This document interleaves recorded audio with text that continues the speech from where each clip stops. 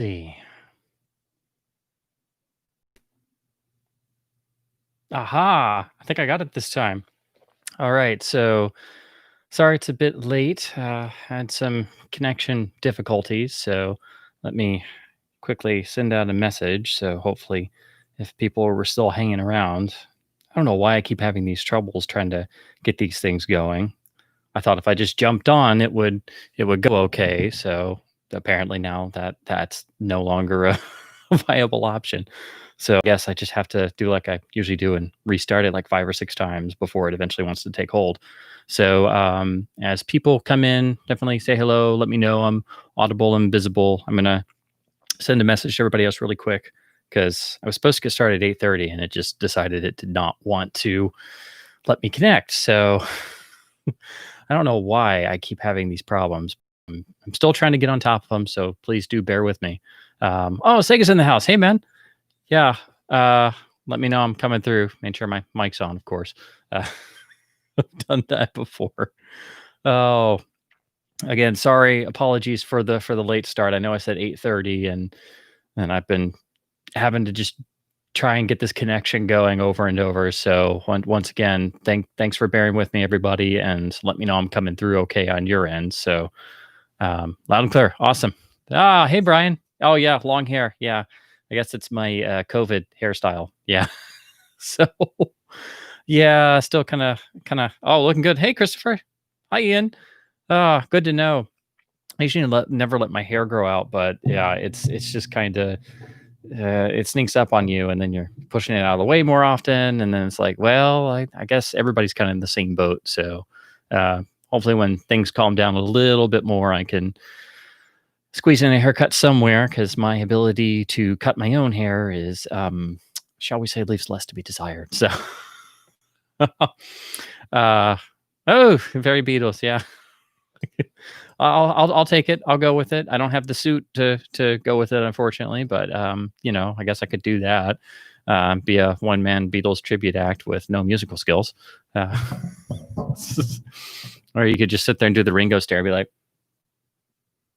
"He's very pensive, Ringo is." But anyway, I wanted to say sorry. It's taking so long for me to get another stream going, but trying to squeeze them in and I always try to come up with a different topic. And then when I think of certain topics, then I want to put them off because I want to prepare more, or I'm always like, well, no, I wish I had such and such copy or those Criterion discs or something. So there's some topics that I want to get some other pieces and stuff beforehand, but I wanted to do at least a small stream, talk about just some of the current stuff going around, disc news, some of the 4K releases coming out of the pipeline, and then of course the Criterion sale because it's July and we all want to just open our wallets and go to Barnes and Noble and literally just run your hand through the shelf and put all of them in a bag and not worry about paying for anything else for the next 2 months. But unfortunately, we can't do that. And then everybody else decided to run a sale at the same time just to make our lives much more agonizing. So, oh, hey, Mike, what's up? Yeah, and Christopher's in the 4 hours into my Daisuke interview. Oh, wow. Yeah, sorry, those are quite long. If you guys haven't checked out Daisuke Beppu's channel yet and the awesome interviews he's been doing, I did one primarily Bond related. He just sent me a message and said, "Hey, you want to do a online chat about Bond?" I'm like, yeah, sure. But I told him, like, it might run a little long, so so yeah, we're supposed to do a third part. So if 2 3 hour blocks were not enough, apparently we didn't even get to most of his questions. So yeah, I'm looking forward to that. But he's done a number of really great interviews with bloggers and other channels. Sam Hatch, Culture Dog, did a really great one, and it's been really cool to see, not just people but other people you may not be aware of, talking to our man in Tokyo and getting a great sense of the online film community out there in these crazy times. So it's been really cool to see him reach out and bring in all these disparate characters, all of us from places across the internet, and So yeah, I've been really enjoying that series, and at first I was like, "Oh, cool, he did one, then he did another one, and then he just keeps cranking them out, and then doing his regular Criterion uploads." And I hope to one day hit his extremely prodigious video upload pattern, in terms of being able to get that many videos uploaded on a regular basis. I mean, he is a machine in that regard. So always my hats off to Daisuke. But yeah, that was a lot of fun, and we're supposed to do another part. So stay tuned for more installments. So this time we can hopefully get through all his questions. I tried not to give long answers, but yeah, that me and not giving long answers, all my answers are long. I admit it. So I'm trying to just do a short live stream tonight, and I know it'll at least be 3 hours. So that's what we have the internet for. There's no word count. There's no time limit. So, but yeah, that was a lot of fun. So check those out if you haven't already. Um, I know. Where does he find the time? Exactly. It's plus he's on Tokyo time, which is a whole different time zone. So, it took a little finagling to work out, when we could chat online, because he's so far ahead. So what was 7 p.m. for me was like 9 a.m. His time, and that's why I usually don't get to see a lot of his live streams, because for me they're really early in the morning. So I like catch the last bits of it, or I'm already running around and doing other things. And I'm like, oh crap, Daisuke's on. Oh, I gotta check that, because of course, completely different time zone. But yeah, it's amazing how he finds time to go through all the new Criterion titles, do the press releases, do videos, edit them, upload them, all that stuff. And I'm just like, wow, you are an inspiration, sir. um, so yeah, this stream, the main topic I wanted to talk about, and it's not going to be one of my super long, crazy, in depth things, but I know I've mentioned this before, but as time goes on, we're it's a very morbid thought, but we are going to and are already losing more of the great lights and talents of the motion picture industry, and just this. And in the recent past, we lost both Carl Reiner, who was an incredible. I mean, just to say, writer, comedian, actor, director, just a complete jack of all trades. Just a prodigious talent, and somebody who I always admired and always loved whenever he popped up at anything. And then shortly thereafter, Il Maestro himself, Ennio Morricone, died, and that was like a 1-2 punch for me. And I was just like, oh, it gets you right here where it hurts.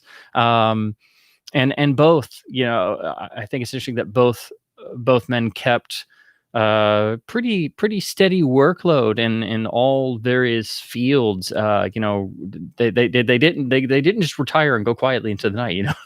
They were still doing projects. In fact, Carl Reiner even did a webisode like 2 or 3 days before he passed away.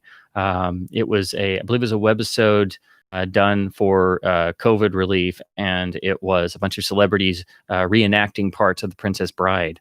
Which of course was directed by his son Rob Reiner, and so they had this little bit where they actually play the grandfather and grandson in the linking parts of the story of The Princess Bride. So I thought that was really, really cool, and of course, again, the work ethic of another time, going right up until the end.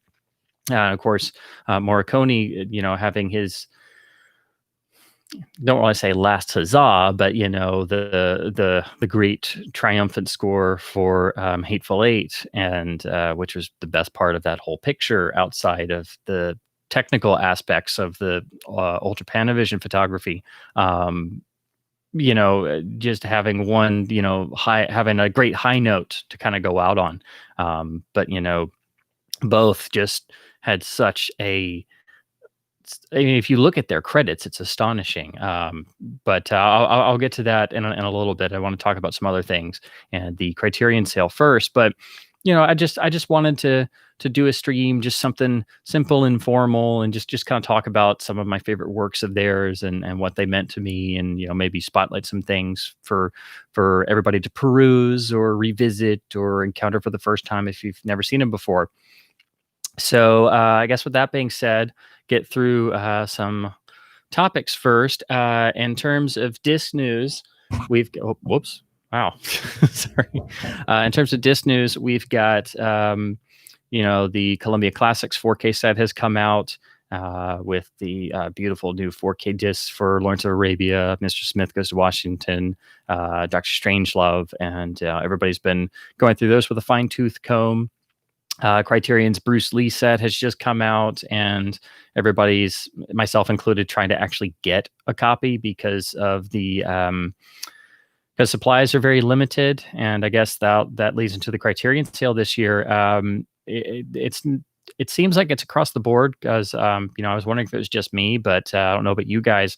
If you've tried to participate in the Barnes and Noble half off Criterion sale, it seems like the supply chains are very limited, and a lot of things are not being restocked. And the Bruce Lee set sold out before the release date. Amazon has price matched it, but it keeps going out of stock on both Amazon and Barnes and Noble. And my local store, which usually doesn't have the best Criterion stock, it's usually just the same titles, and they occasionally add in the new ones.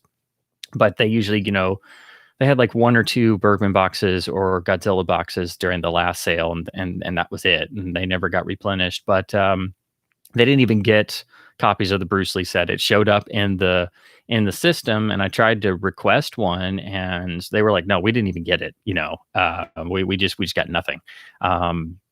So I went there on a whim just to check and see, because some people have said that the inventory checker online isn't really able to keep up with what turns up in stores. So sometimes your local store may actually have a title you're interested in. So ultimately, you just have to go check and see. So far, because of the supply issues and stuff, I was trying to get the Bruce Lee set because I was very excited to see the brand new masters for all the films, and I missed out on the Shout Factory releases, which when the last one went out of print, I was hoping somebody would pick it up, and then Criterion, threw out their press announcement, like, laying the big card down, like, yeah, we're doing this. And the big news for me is that they got Enter the Dragon from Warner Brothers, and they're giving us the theatrical cut and all the original soundtracks and tons of new extras and a gorgeous, art design for the box set. And while it's on sale, it's only 62 and change, which is a lot better than, $130. So I'm still going to try and get one. I know some people are saying that on the transfer side, it's kind of like it's half and half. Like on a few films, they think the Shout transfers may be a little bit better, and then but on the others, the Criterion has the better transfers. But they seem to be using the same 4K restoration masters, and both kind of adjusted some of the color problems, but in different ways. But again, the Criterion has a lot more extras, and you get both cuts of Enter the Dragon, and that's the first time the theatrical cut of Enter the Dragon's been available since Laserdisc, and I've never been able to get that darn Laserdisc, so that was extra incentive. I've never been the biggest Bruce Lee fan. I mean, pretty much the one I've seen all the way through is Enter the Dragon, like 2 or 3 times, and I've always wanted to see the others, and I was going to get the Shout sets, and then I saw all the stuff with the first runs where then they did corrections and made the later releases. And then before I could get, like, I think it was the Premiere Collection was the last one, it was out of print. And I'm like, oh, crap.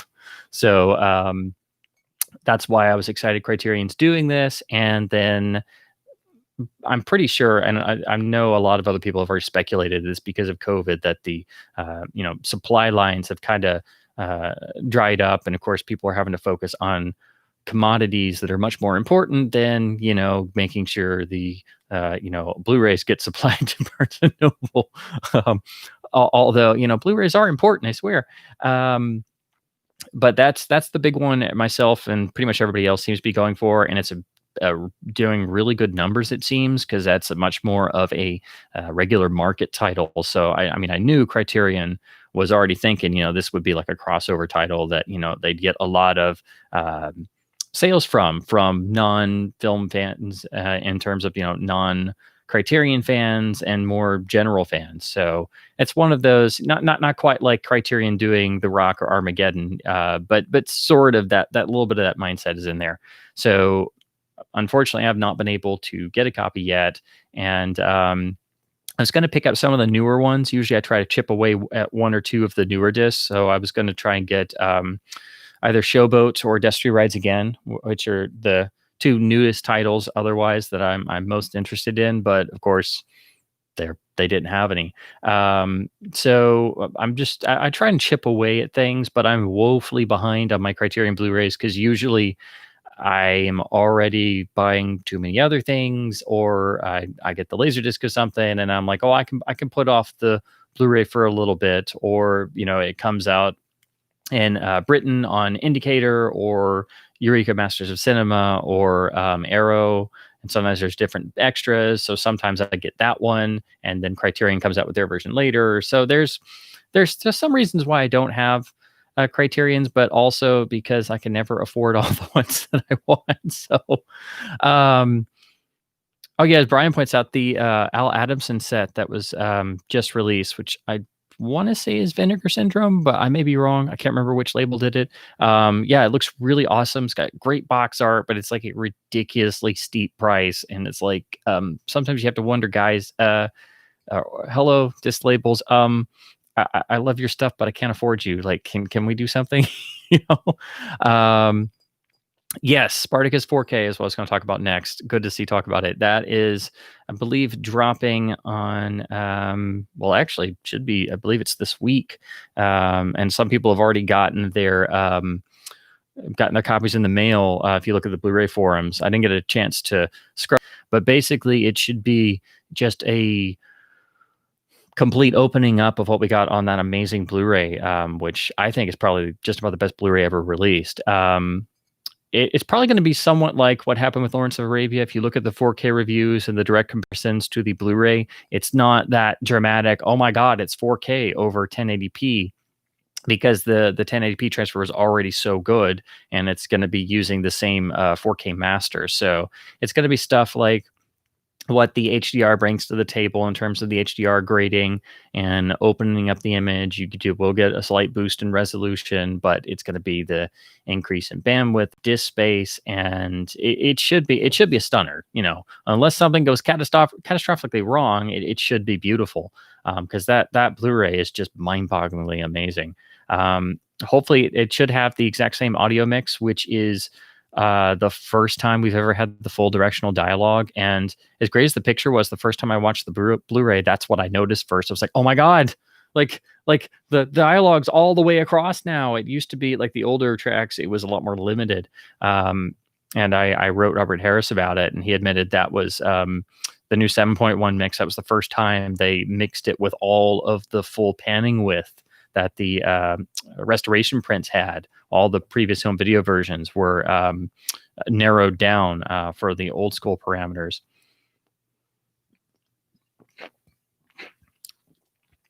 And I have to say, I'm not a Steelbook person, but the Best Buy Steelbook for the 4K of Spartacus looks really beautiful, with the torches in the background and the hand gripping the short sword. So I'm trying to get that one, even though I'm not huge into Steelbooks, but I may just get the standard one because I'm cheap. But at least I admit it.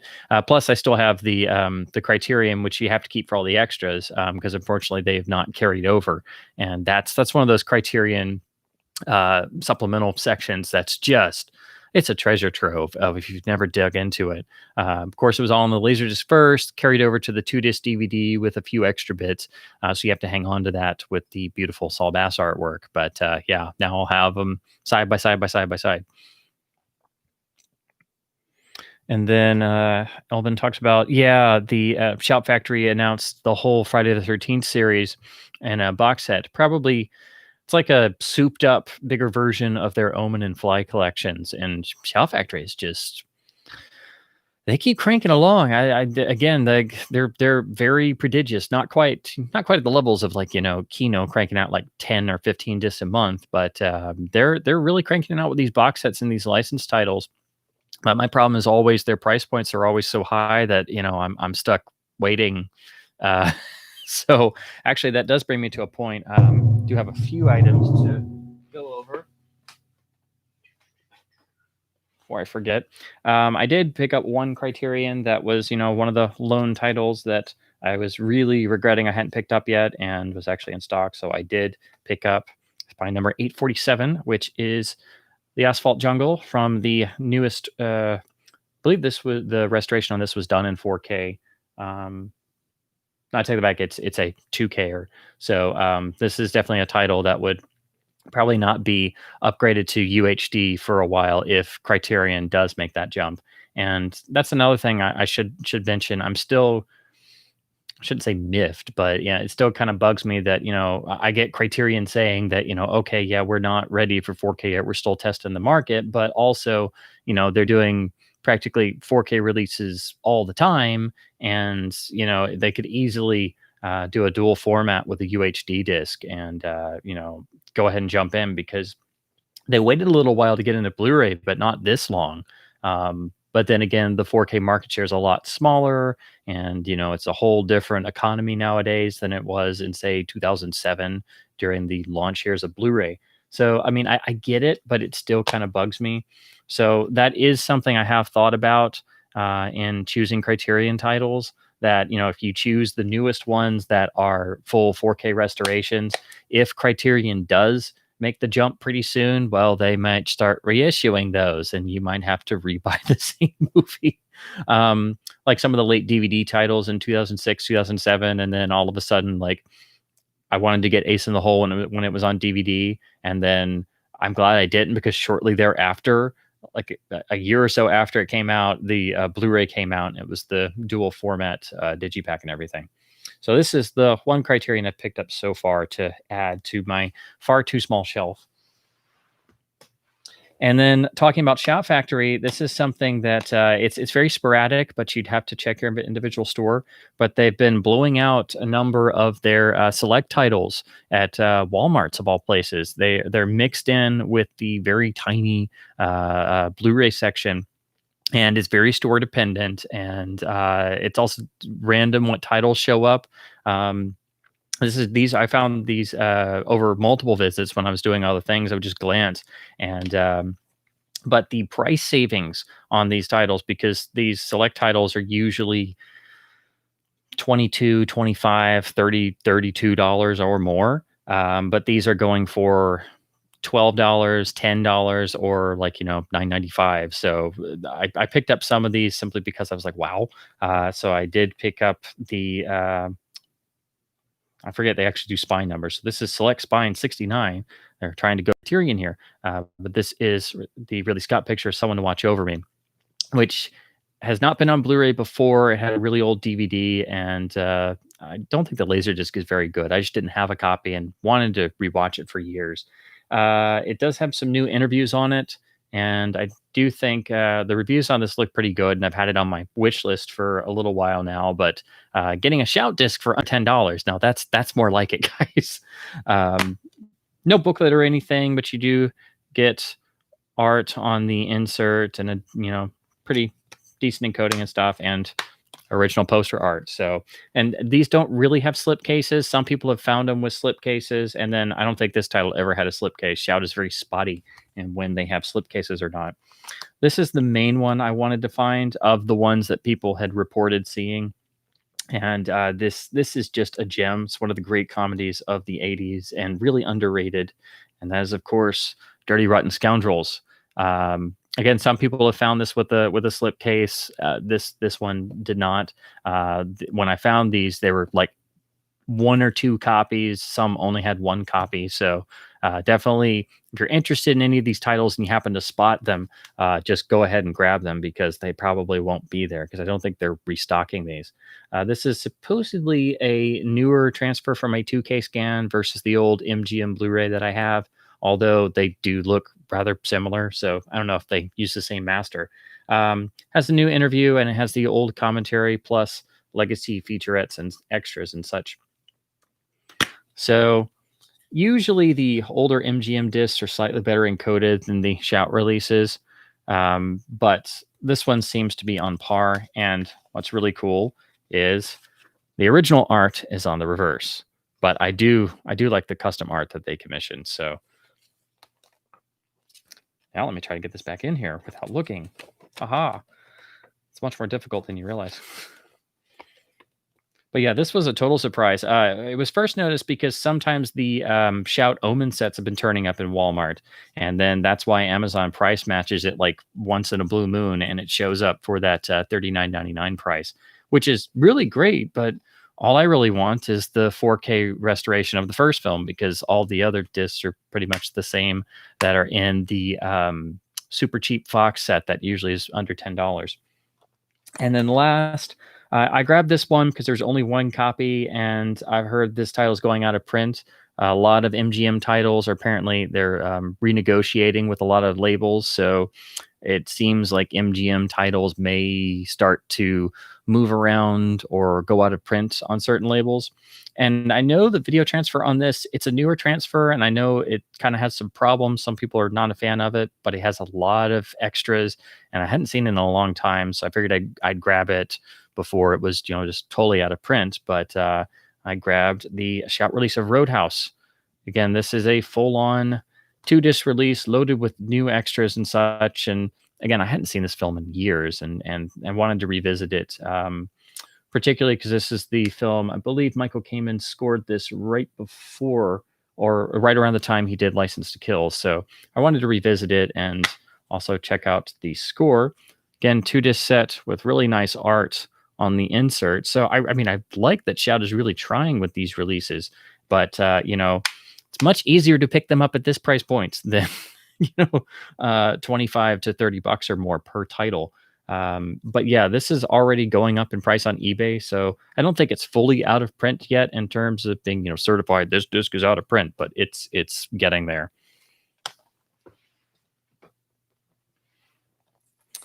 And then two others I'll mention really quick. The MVD website, which I think is the main distribution site in the US for Aerodiscs, they were running a super discount sale on like 5 or 10 Aerodiscs, again, with the idea that these discs are going out of print. And by the time I looked at it, it was pretty much wiped out of most things. They were selling copies of the absolutely gorgeous Ronin Blu-ray for $4.99, and I'm like, what? Where was this when I pre-ordered Ronin as soon as Arrow announced it, and then watched it like 85,000 times? I don't have problems. But anyway, so I missed out on the Arrow release of Dillinger, the John Milius picture with Warren Oates, which was already sold out. So apparently that disc is going to go out of print. But I did manage to pick up these two, which are also MGM titles, which again goes back to what I was saying before. It looks like MGM titles are being renegotiated, so they're going to go out of print on certain labels. Like we all suspect Fox titles are drying up because of the Disney buyout.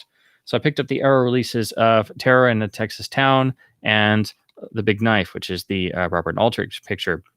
Wanted to pick these up for a while, and both of these were under $10, and their shipping was very, very cheap.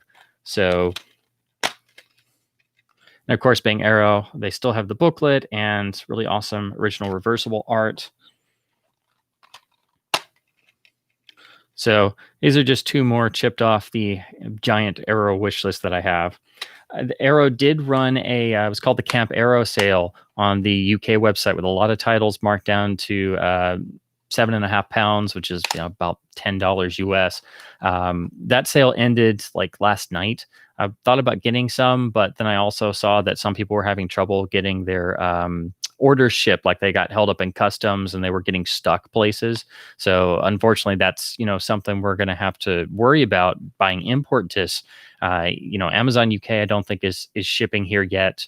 Or if they are, I think it's got, I think certain things they'll say, oh, we'll ship this to you, but you got to pay like 15 or 20 pounds extra just to get something shipped. And it's like, oh, well, okay, I can understand. Hold off for a little bit, because it's still a pandemic going around, and I can wait. I can get some of these Blu-rays later. If there are more important things.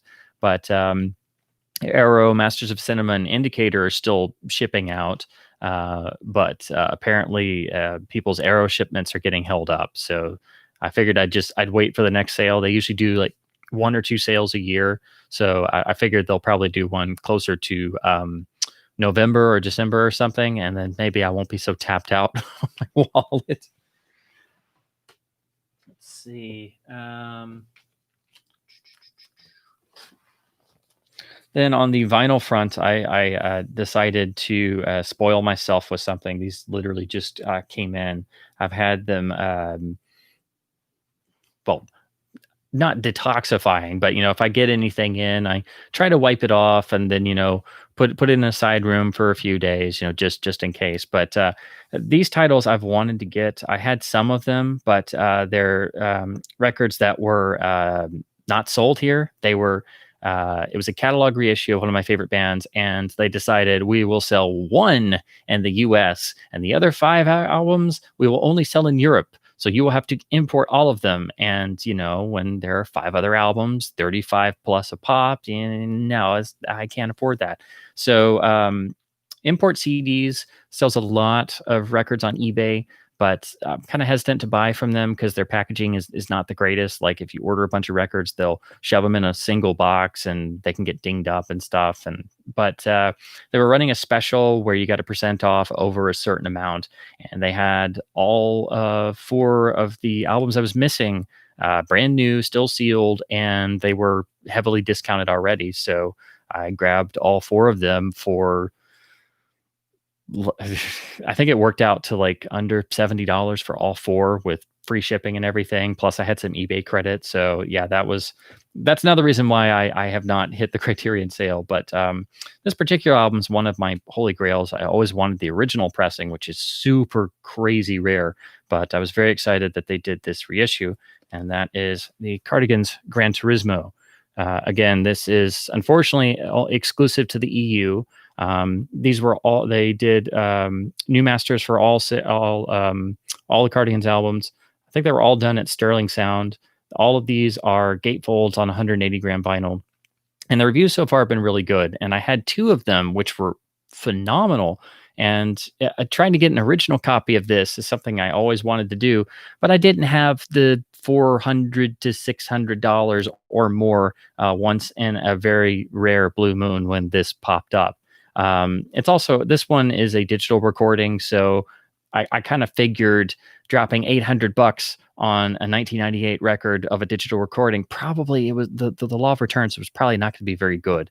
So this is the one I was most excited to get. But again, I just was finally able to complete the set because for some strange reason, Universal Music finally decided to release these. They had rumored and teased them for years, driving us fans crazy, and then decided, yeah, we're just going to put First Band on the Moon in the US. All the others you can't get.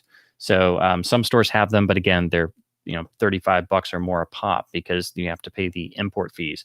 So I can't wait to crack this open and spin through all of them. I'm going to re-listen to the other 2 as well. But yes, this was super huge. So I guess I went this route instead of getting more Criterions because I was thwarted by the Criterion supplies. So that does it for some of the new pickups. Let's see. We got some new folks in. Let's see. Hello, Alan. Oh, thank you. Yes, this is my speed shirt. I had it on because I was doing some new videos and recorded an intro for a new series. And since this is the shirt I wore when I started my super huge Laserdisc run through, I was like, you know what? I'll put the speed shirt on. This is one of my favorite shirts. I've had it for years. I always want to get more speed shirts, but they're, I need to find, there's some really great like fan shirts made on like DeviantArt or Teespring that I really want to get because there's unfortunately not a lot of Speed Racer merchandise because you say Speed Racer, all people think of is the Wachowski film, and then I die a little more inside because it's just like, oh, it still burns. Let's see. Pete's in the house. Hey, man. Let's see. Hello, Dick. How have you been doing? Yeah, I've been doing pretty good. Just really busy and having fun with all the extra precautions and all the stuff due to COVID. Just adds on more to just the regular everyday life. Yeah, the like I said before, at the top of everything, the double punch of both Carl Reiner and Ennio Morricone, was just like, oh man, it's like one was hard enough, but then so that's why I was like, okay, I gotta squeeze a stream in here and at least talk a little about both of them. Let's see, Ian got his first indicator release. Is awesome. Charlie Varick, that's a great picture. I'm so glad it's out on Blu-ray now because it's really underrated. It's one of Don Siegel's best pictures. I know some people say it's better than Dirty Harry. Uh, I'd say it's right up there. Yeah, I think I may slightly agree just because it's so different. It's got many different elements to it. And then, oh gosh, their Sinbad releases. Yes, I missed out on the. They did a sale on Harryhausen. I don't know. It still may be running, but like I think 2 for $20 and some of the box sets and stuff because it was just recently Harryhausen's birthday. So I really need to get all of those. But I think I think the Sinbad box set is out of print, and unfortunately, the first volume of the Hammer box set went out of print. So due to COVID, I didn't get to get some of the indicator sets I wanted, and they're going out of print. And I'm like over here going no. Let's see. Reversible original art. How is that possible? That makes too much sense. Yeah, I'm amazed how many people do it now. It seems pretty simple, but apparently not everybody thinks so. But I really appreciate that.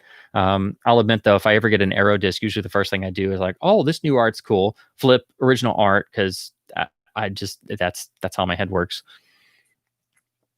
Let's see.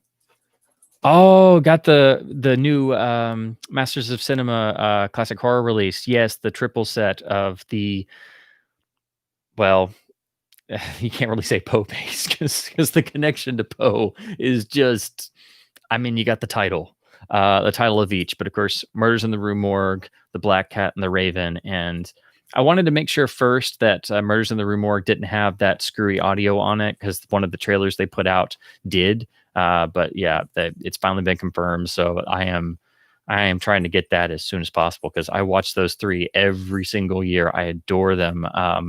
And it's just a beautiful looking release and thankfully a lot cheaper than the Shout boxes, which I have not gotten any of yet because they're Shout Universal Horror boxes. They're loaded with extras. They're great, but $60 for 4 films each, barely an hour long. Even if I love them, it's like, and now they're up to volume 6, and I'm like, I only paid $62 for the whole complete Classic Monsters box. And I know that's a major studio set, but seriously, like $62 for 30 films and extras and stuff.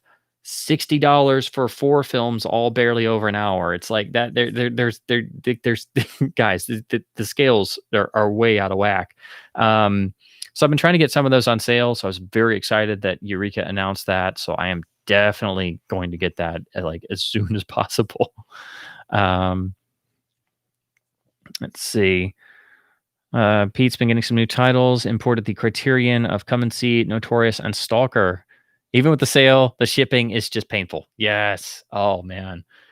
That's why I held off on the Arrow. And then again, I saw people were having trouble getting their shipments, but I kept playing around with the cart and it's like, okay, shipping's only 22 pounds. Oh crap, that's a lot more than I was planning. Oh crap, let me take off some more and then redo it. And it's like, it's down to 18 pounds. And I'm like, oh, so yeah, the shipping for overseas, like I'm amazed Eureka has free shipping. So that's why I'm going to hit them up for the horror set. I've got to get some of their newer Billy Wilder titles for sure because they're just amazing. And I have no idea how they use free shipping, but I am going to take advantage of it as much as possible. Let's see. Longfoot Buddy says, lightning struck now my HDTV turns itself on and off. Can you help? Unfortunately, I don't have too much experience with lightning strikes, but I've always read that certain TVs, unfortunately, if you're plugged in and it's not like in a surge protector, it can, especially on plasmas. Those are the TVs that typically I think had the most problems from power surges and stuff. So I'd say you'd probably have to look up your specific model and like look for a tech help thread or something. But if it's screwing up that bad and you had like a direct hit, I don't know. You might be out of luck. You might have to upgrade. I don't know, or it's possible. It could be repaired, but I don't know for sure without knowing the model or anything. But I'd say you'd have to hunt around some old forums on probably on AVS. There's probably a lot of threads on there, maybe some on Home Theater Forum or Blu-ray.com. But that's generally, I think it's plasmas are the ones that get most affected. Oh, cool! Got some cardigans love. Fantastic. I didn't know if I showed that if I would get any reaction because that's one of my key favorite bands of just ever, and it's like it's one of the bands I never get to bring up and talk about very much because usually I just get the blank looks, and then you have to explain. You have to bring up Love Fool, and you have to remind people. Then they're like, oh, and then that's like all they know, and it's like, no, they did so much more. Every record they did is great. They started touring again, and I dying if they make a new album. It would be fantastic, but no news on that front yet. But oh gosh, and if you've never heard their other records, I'm telling you, every single one is great. Every one is worth your time. These new vinyl reissues are great, but the original CDs are really good too. They're not. None of them are overly smashed in loudness in terms of losing a lot of dynamics. They're all pretty cheap. They're not rare or anything. So you can get their whole discography for very cheap or listen to them on streaming if that's what you like to do. But again, one of the few bands that I can swear up and down every single record they ever put out is great. They don't have a bad record. So yeah, I absolutely adore them. Top 5 or 10 bands of all time easily. So yes, very happy that getting some positive reinforcement. Sometimes when I do records on these, I'm like, I don't know, am I gonna get anything? Am I gonna get any response? Yeah, I never got to see them live either. I've seen some recorded concerts and stuff, and some of the concerts that they've done in the past few years, like little bits on YouTube and things like that. But yeah, unfortunately, I was far too young to see them in their prime, and then I wasn't in Europe in like 2003. So, uh, oh, cool! Sega's a Gran Turismo fan. Fantastic. Yeah, I think I obviously got introduced to it when I was playing Gran Turismo 2 because they put my favorite game at the beginning. That was one of the first PSX games I ever got, and heard the song before, but it kind of brought it back to the forefront of my mind, and that's what started to make me want to know more and wanted to seek out more of their songs. And then it was maybe like a year or two later when I was looking up music much more on YouTube. I finally sat down and did it, and then one thing led to another, and I started buying their albums, and it was like I couldn't stop listening to each one, and then it just went hardcore fanboy mode. Let's see. Oh, cool. Thanks, Alan. Yeah, the Daisuke interview, that was a lot of fun. And like I said before, we're supposed to do a part 3. So if you enjoyed those, there's more on the way at some point. um, oh, wow, cool. Pete found the Aero box of Sartana. Wow. Local bargain. Fantastic. It's rare when that happens for me, but it's super awesome. I usually have a lot of luck finding criterions used in forum classifieds and stuff. So sometimes I'm like, well, if I don't buy this at Barnes and Noble now, maybe I can find a copy for like $20 free shipping and save $3. I might have to wait a little while, but it's cool to find nice used bargains even for new Blu-rays. Ah, the upcoming Flash Gordon 4K remaster project. Oh God, I am waiting with bated breath. I have hoped, fingers crossed, that they would do that at some point because the old master was terrible. It was a DNR mess. The sound was awful. Had no life to it. And I fell in love with the film again when I got the Laserdisc years ago. It's one of the first Laserdiscs that I ever got, and I adore it. I think it's an artistic triumph. I think it's a great film, and I hope that people coming to it in this new restoration will take it seriously and actually start to praise it some more because it really deserves it. Whether you take it seriously, whether you take it as satirical, but she's got so many things going on, and I'm so excited this is coming out. Only thing is, Studio Canal is doing a huge box set in the UK with everything in it, but Arrow's doing it over here with gorgeous packaging, and they're also putting it out in UHD, but they've separated the releases up. So you have to get, if you buy the 4K, you get the 4K disc, all the extras, no Blu-ray copy. So you have to buy the Blu-ray copy separately, which I don't know why. So I was already going to try and go for the Studio Canal box set anyway, because it doesn't have a lot of swag you don't need, but it's got, literally everything, and it's not that expensive. So I was hoping by the time it comes out that, international shipping will open up some more. So that's what I'm going to shoot for. I am so excited to see what they do. And I'm really hoping the color is better done, and of course the DNR shouldn't be an issue, but I'm really hoping the original soundtrack comes back to full ferocity, because if you listen to the widescreen Laserdisc, oh my god, it's just, you crank that sucker up and you just start grinning like a 5-year-old. It is one of my all-time favorite Dolby Stereo tracks. It's one of my favorite Laserdisc experiences, and the LD has a really good transfer, but it doesn't play nice with every player. If your player's not that great, it can have chroma noise, and you got to play with your settings, So it's one of those, like, this will test your player. It's like, test your player's metal, put on Flash Gordon. So it'll be nice to have something to, not to retire the LD, but to have like the true successor, because there really hasn't been one.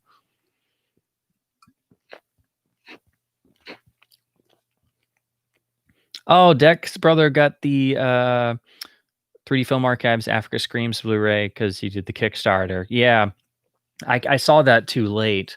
Otherwise, I probably would have chipped in. I think it's amazing, all of the everything that's gotten off the ground. 3D Film Archive just comes up with amazing titles. Some stuff you've never even heard of, and it's like, wow, how did they get the money for that? Why can't I do that?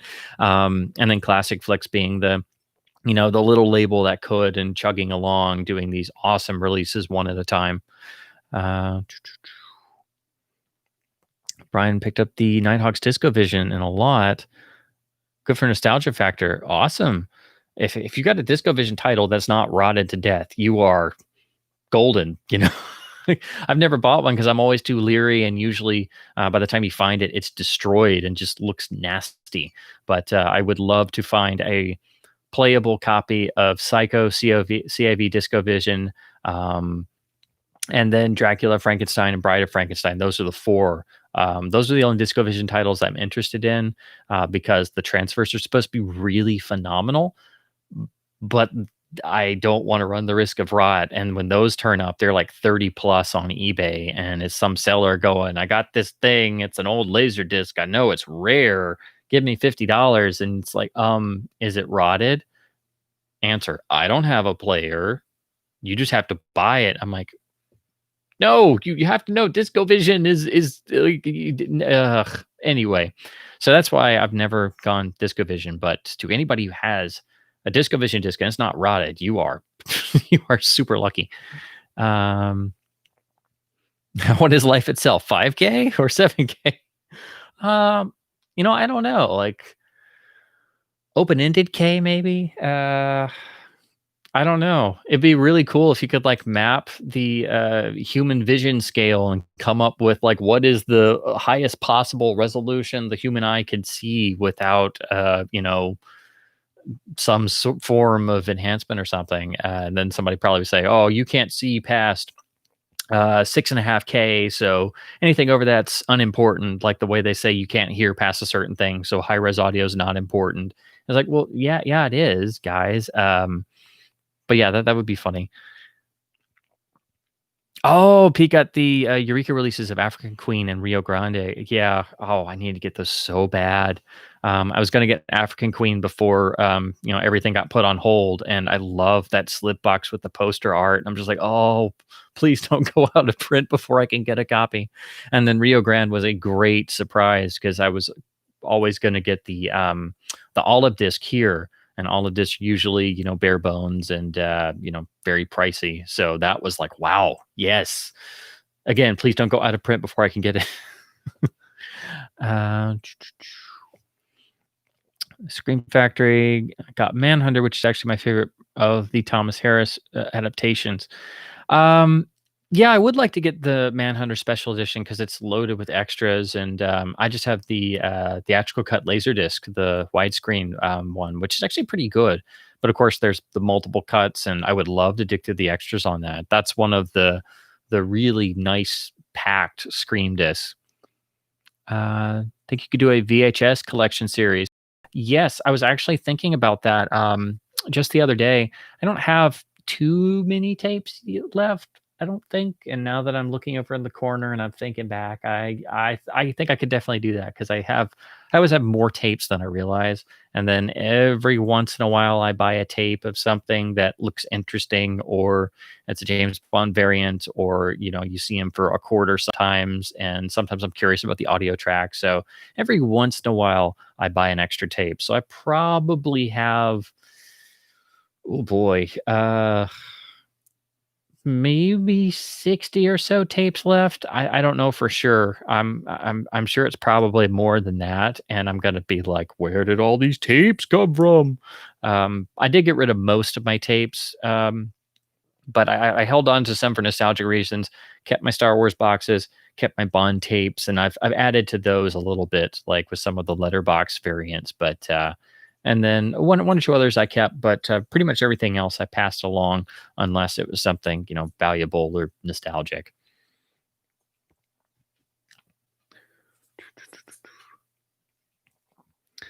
Speaking of Gran Turismo, what's your favorite video game series? Oh, because the only GT I ever played is the sixth one. Oh boy, that's hard. There's certain series out there where I love one particular game, but like for example, the Star Fox. There hasn't been a new Star Fox in. I don't really count the last one they did, and then a lot of the others really aren't Star Fox games. So I just love Star Fox 64, but the rest of the series I don't really care for. Um, hmm. I Most game series I usually kind of check out after a while because usually they kind of lose the plot or they turn into we got to crank out a franchise entry every year. I played every Star Wars and Batman and Bond game I could get my hands on growing up because yeah, I had to Bond in particular. So that's probably the franchise or license that I followed the most. Would be those three, but if I had to narrow it down to a series where, pretty much every game I loved, I'm tempted to probably say the Arkham series, even though I thought Arkham Knight was a disappointment. It was still playable, still introduced some new things, but Arkham Asylum and Arkham City just came out of nowhere.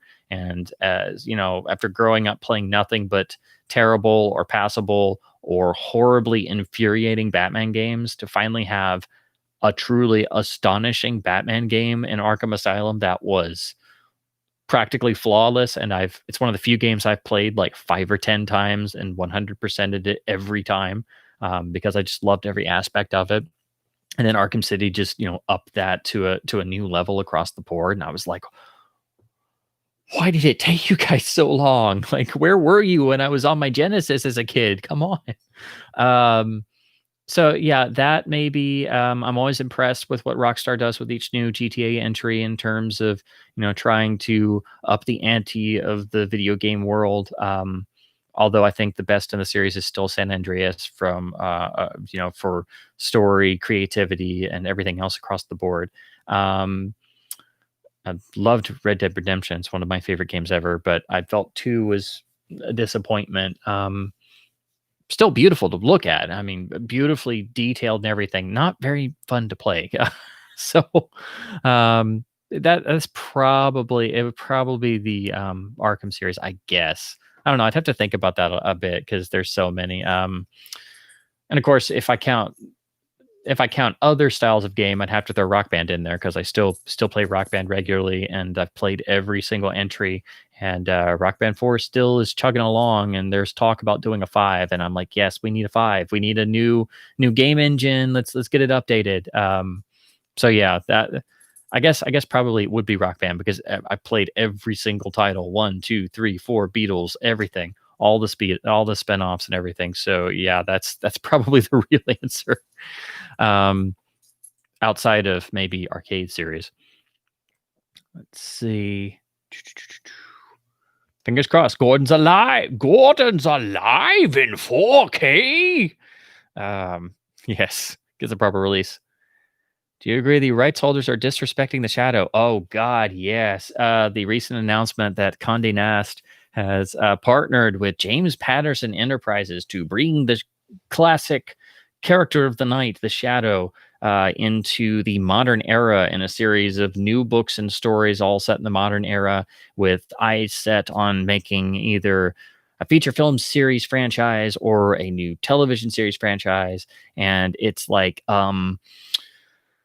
so you pulled the rights, so the guys reprinting the pulp magazines in beautifully recreated editions one at a time in a very niche market. So you didn't let them finish. We let them do it for years, and you haven't done anything with the property, and nobody's been able to get a movie. Sam Raimi gave up because his version was stuck in development hell for decades. And now we've gone to James Patterson, who doesn't even write pretty much most of his books. They're all ghost written. And bringing that character into the modern age it's not something you can do very easily because the shadow is so rooted in the 1930s and into the 1940s.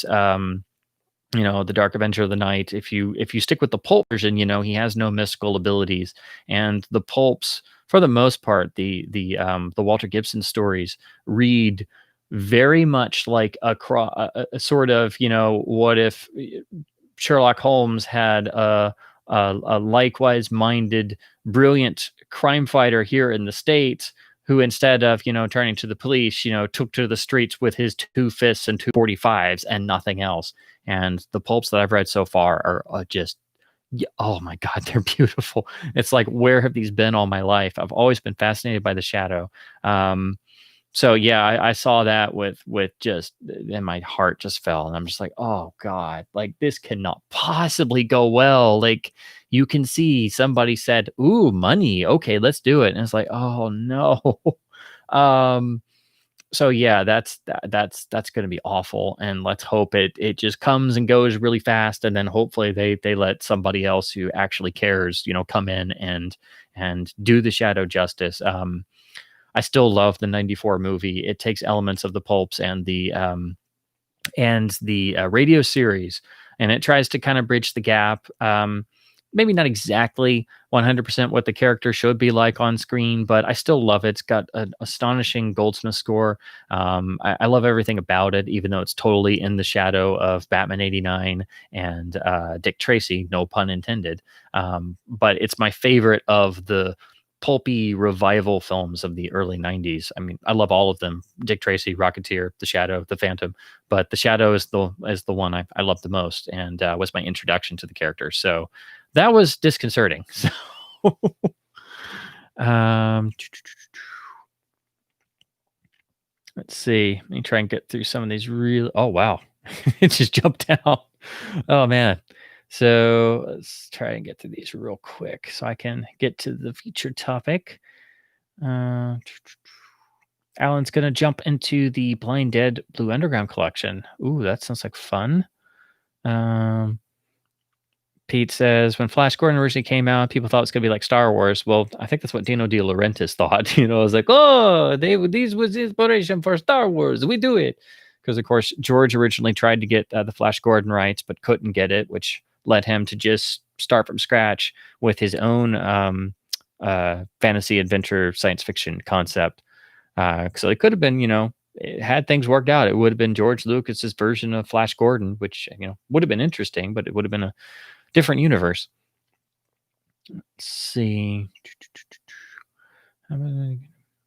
That's what happens when Queen saves the day along with Highlander. How can you go wrong with Highlander? You get to the sequels. Cheap shot. I know. It's been a while since I've seen all of those. I want to crank up the awesome special edition of the first film on LD. Oh, cool. Getting into the Harry Palmer films. Fantastic. And it's awesome on that front. Funeral in Berlin just got released on Blu-ray from the Paramount catalog reissue. And it's just an upgrade of the DVD, but it's like, yes. And then finally, the Ipcress file is coming to Blu-ray from a new 4K restoration via Kino, which I believe is out in September, if I'm remembering correctly. That was a shock announcement. So Universal did a new 4K master. Hopefully it should have an extra or two, and that'll be the first time the film's been in print in the United States in 21 years. So it's been a wait. We had the Roan Laserdisc, which I have, which is phenomenal. The DVD, I think, ported that, but I've never gotten it because it's rare out of print. And that came out in 99, and that was it. So when I had to try and see the film, it was catching it on TCM, taping it off of TCM on my not-so-good VCR, finding not-so-good copies on the web, looking at maybe importing the Reach Into PAL DVD. Then eventually I got the network reissue Blu-ray, which has all the old extras, and but it's pretty much the same transfer as the first British Blu-ray. So that's been the go-to one, but of course you have to have a region-free player. So this is big news, and I'm really hoping people will pick this up, see it, realize it's a masterpiece, and maybe finally actually know what I'm talking about when I talk about Ipcress. So that'll be great. I know I've shown a lot of people Ipcress file. I've like sat them down, I put Ipcress file on, I make them watch it, and they just don't get any of it because they're not spy nerds and they're not into British culture. So it's like, yeah, if I show people Ipcress file and Get Carter, it's a good litmus test. So usually Get Carter gets people a bit more because it's easier to grasp being such a violent crime film. But Ipcress file is very, very much for for spy nerds only.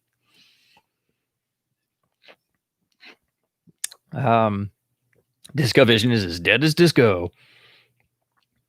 Let's see. Whoop.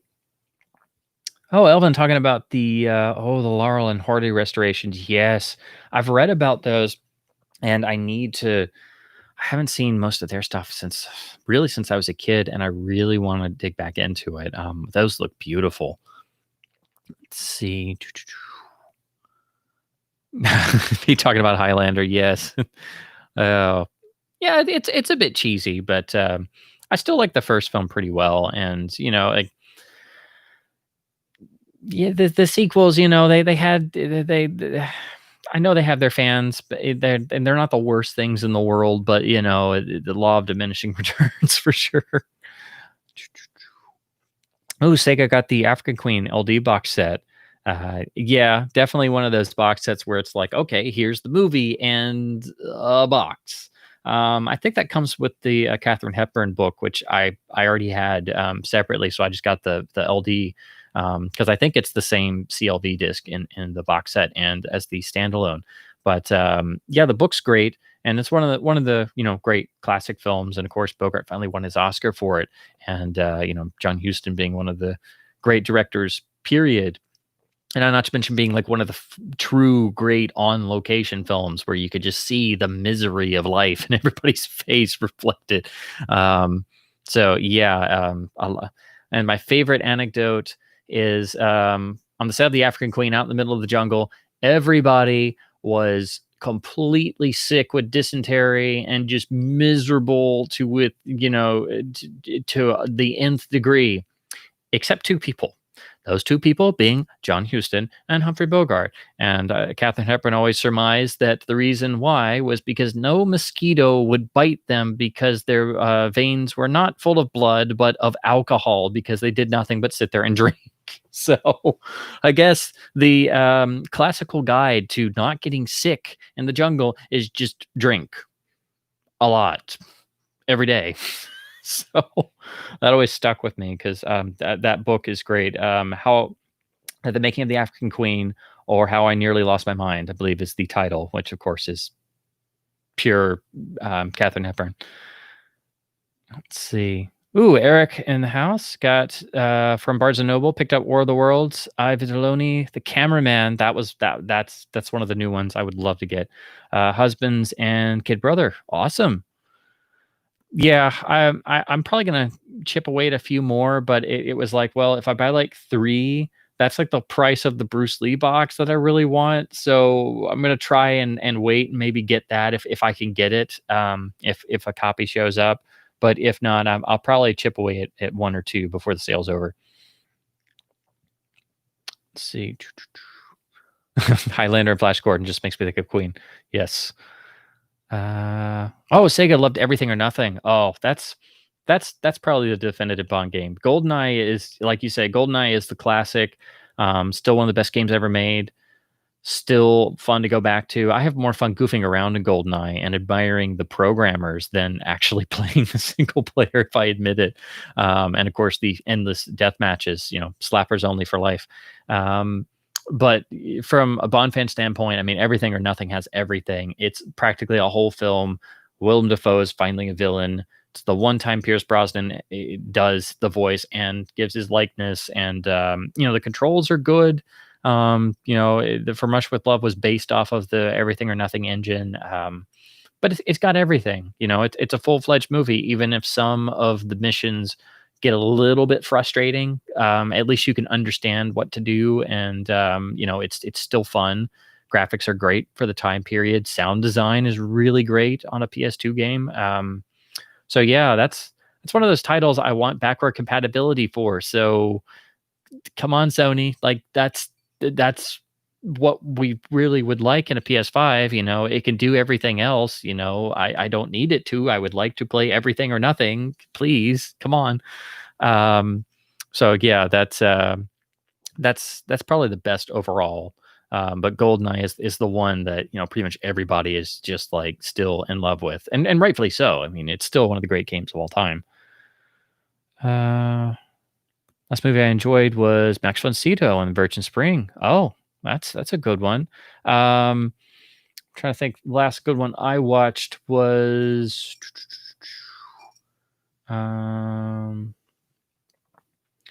the last one I watched or rewatched where I was just had that moment where I was like, oh yes. It's probably, I just finished my Errol Flynn watch through. I watched through the majority of my DVDs and box sets, and tried to see some of his other films that I hadn't seen.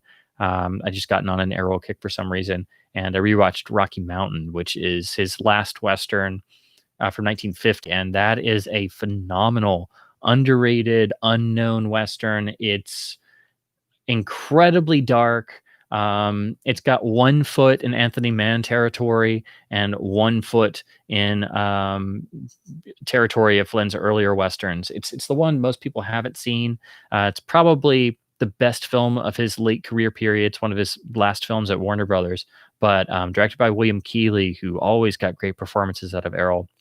It was the third and last film they made together. No, sorry, third of I believe 4 pictures, if you count Adventures of Robin Hood, which Keighley directed a few weeks of.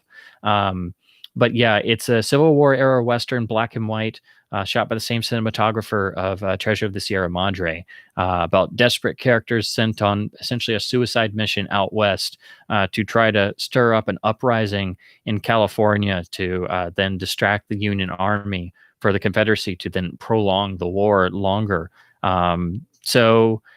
But it is unrepentingly dark, gritty, grim, realistic, and Errol is phenomenal. So if you've never seen it, Rocky Mountain from 1950, I could talk about that picture for like 2 hours. And it's on DVD. There's no other real release of it. It was one of his rarer titles, but it may be the best Western he ever made. Dodge City is such a classic, and I love Virginia City, and San Antonio is great, and a lot of fun, but Rocky Mountain is just, and again, same year as Winchester 73, it sort of has that darker vibe of the Western that was emerging, and it pulls no punches. It's very grim. There's the obligatory female character in it, but she's not the explicit love interest, and it doesn't hit you over the head with the cliches, and the ending is phenomenal. So I rewatching it again, I think it elevated to my all-time favorites. So yes, if you've never seen that, please do. Rocky Mountain from 1950. Let's see. Pete's going to get the Criterion War of the Worlds. So am I. I'm really excited to see the restoration, and it's got the original mono and new extras. Yeah, well, I don't know if I'd say it's wooden, but it definitely has that 50s vibe. You have the casual sexism of the era, and you kind of just have to go, well, this was 1953, so like, it is what it is, basically. But it's still, for the time period, it's astonishing what George Powell could get up to. The effects still hold up. Especially if you see it at a young age, you never forget it. The color, and especially the sound effect of the Martian heat ray. That particular sound effect that you can't even begin to describe, but the you never forget it. It seared itself into my brain. And what I remember most is the very ending of the film, when the main character is lost and despondent in the city streets, and all the hopes that he's put up on this last ditch plan, it totally gets ruined.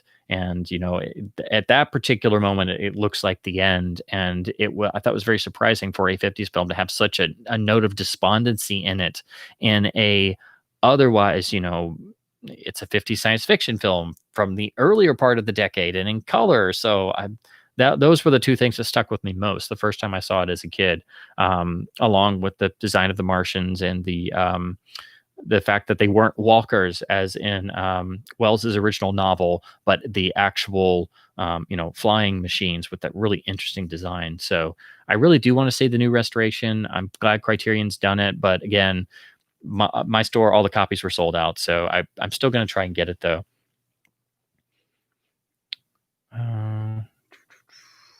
I do agree. It's better than the Spielberg movie. I do need to rewatch the Spielberg version, but I was never a big fan of it.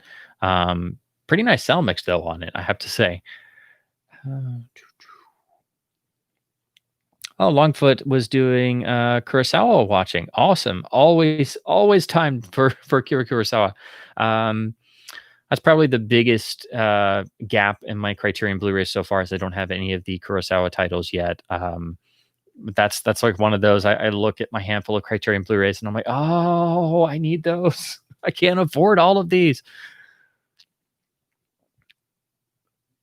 Pete talking about Sam Raimi would have made a good Shadow film. Yeah, and that's totally why he did Darkman. Once you put two and two together, you look at Darkman, it's like, oh, so that's why he's got a slouch hat and a trench coat. Oh, okay.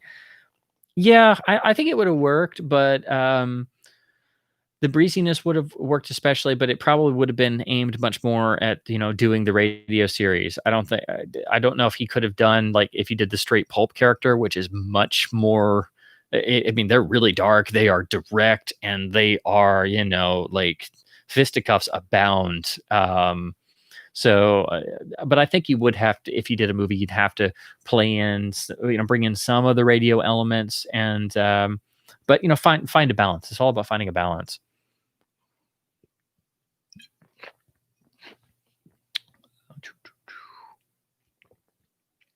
Yeah, as of late, I agree, Pete. I don't think there's anybody around that would do a good Shadow adaptation.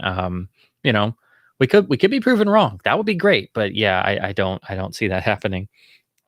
Yeah, Deck talking about Darkman. Yep, same here. Until an alcoholic mosquito comes along. Yes. Oh gosh, favorite Tracy Hepburn film. Oh man, that's hard. Warner Archive is doing. They announced they're doing, I believe. Oh crap! Now I'm forgetting. I think it's Pat and Mike and Oh shoot, I think it's Without Love is the other one. So they're doing two more, which will be great. So that's two more of the classic films on Blu-ray, with Woman of the Year. It might be. It's probably Woman of the Year because that's the one I saw first and the one I've seen the most times. And that first film has such an energy to it.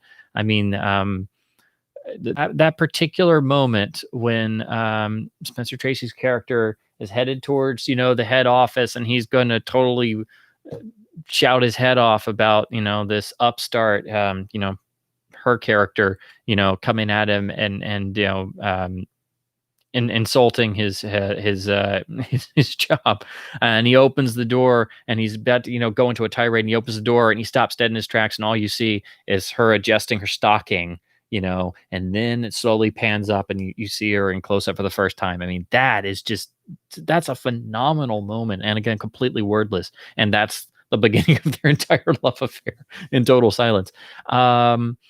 It's probably that one. I have a soft spot for all of them.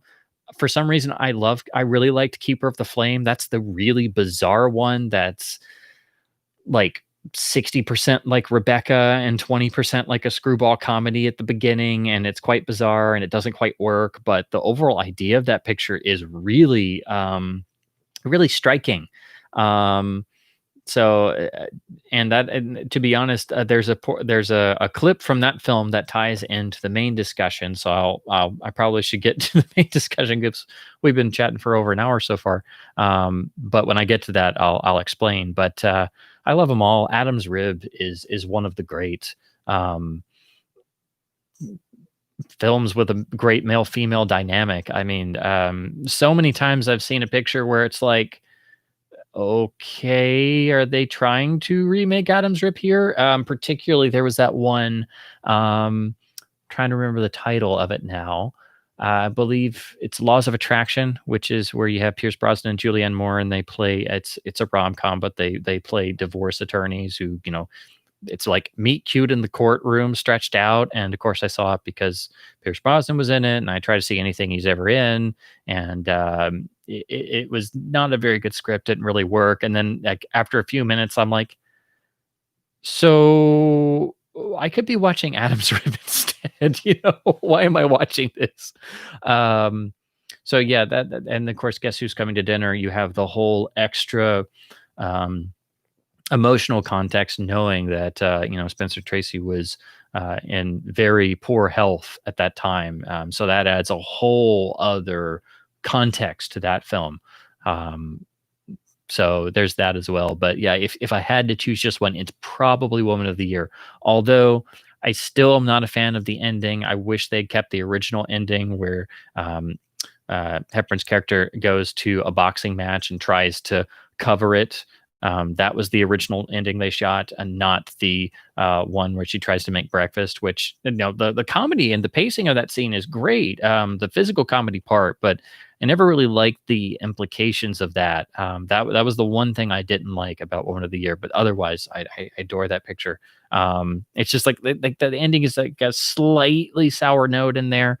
Still played beautifully. I love the way that Spencer Tracy just literally like staggers awake and walks in and sits down and just like this and doesn't notice at first, and then is totally bewildered. So yeah, I know, long answer to a short question.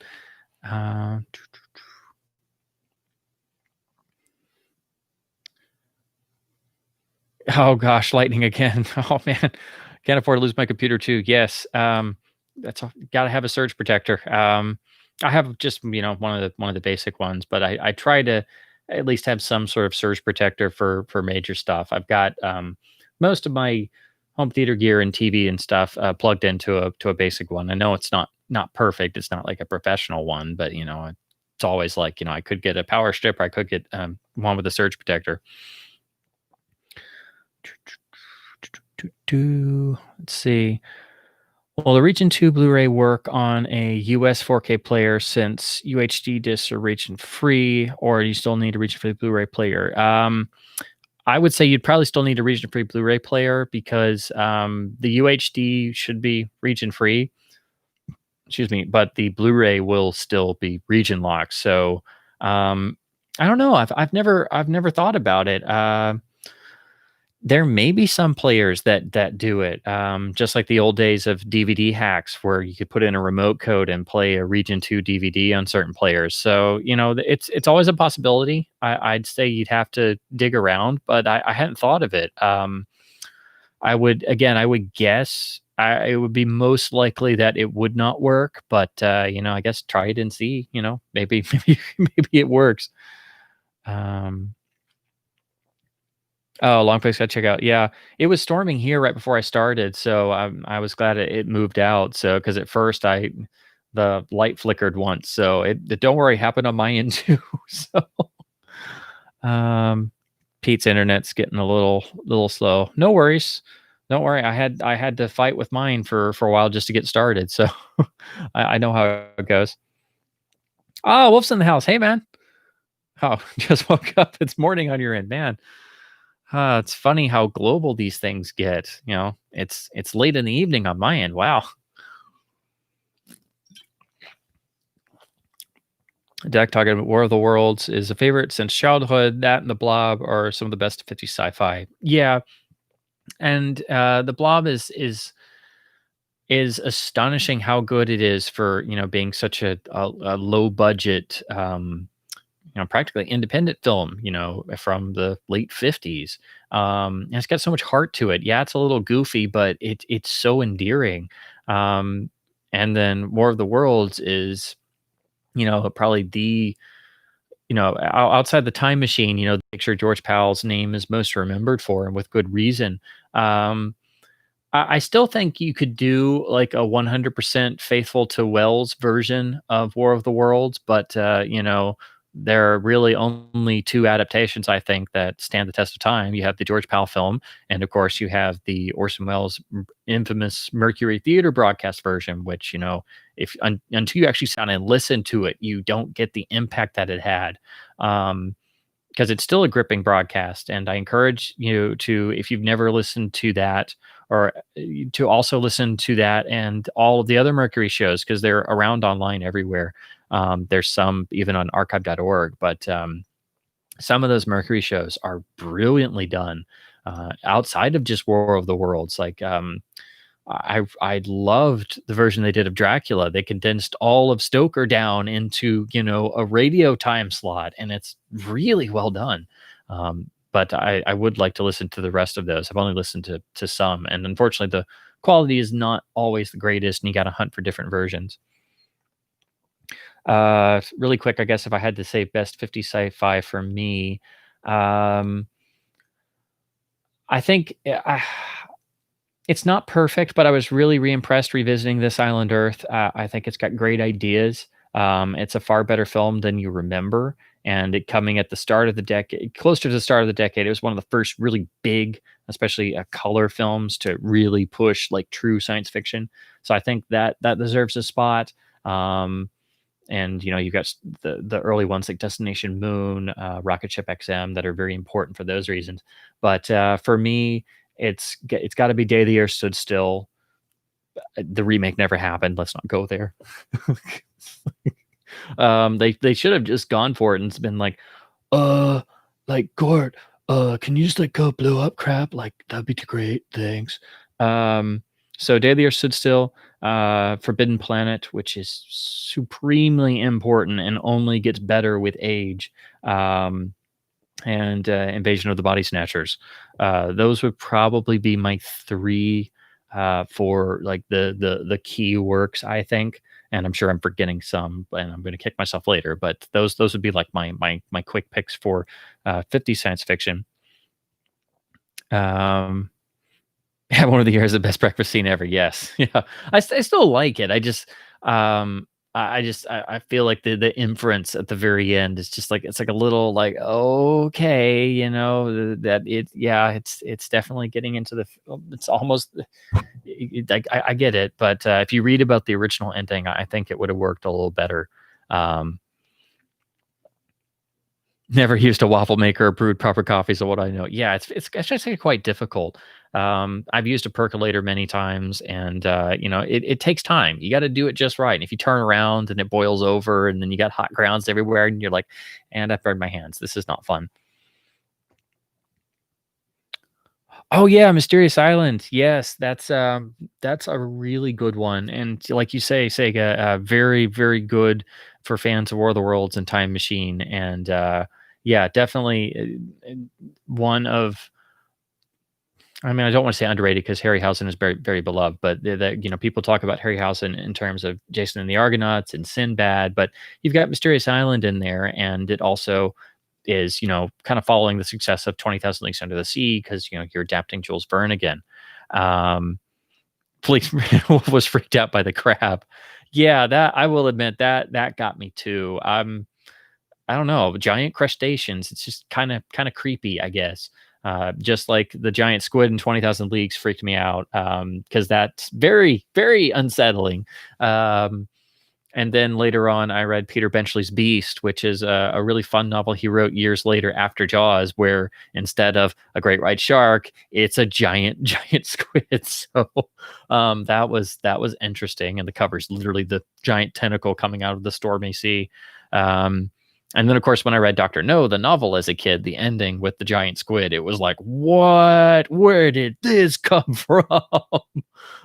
Bond versus giant squid with bare hand, piece of copper wire, and steak knife. The books are very different, believe me. So, let's see. Did I? Oh, yes. I did actually get some LDs. I'm working on my next video. I'm glad you mentioned something, Sega, because I forgot. I had this set aside. I meant to talk about it earlier, but then I got started on all the Criterion topics and such.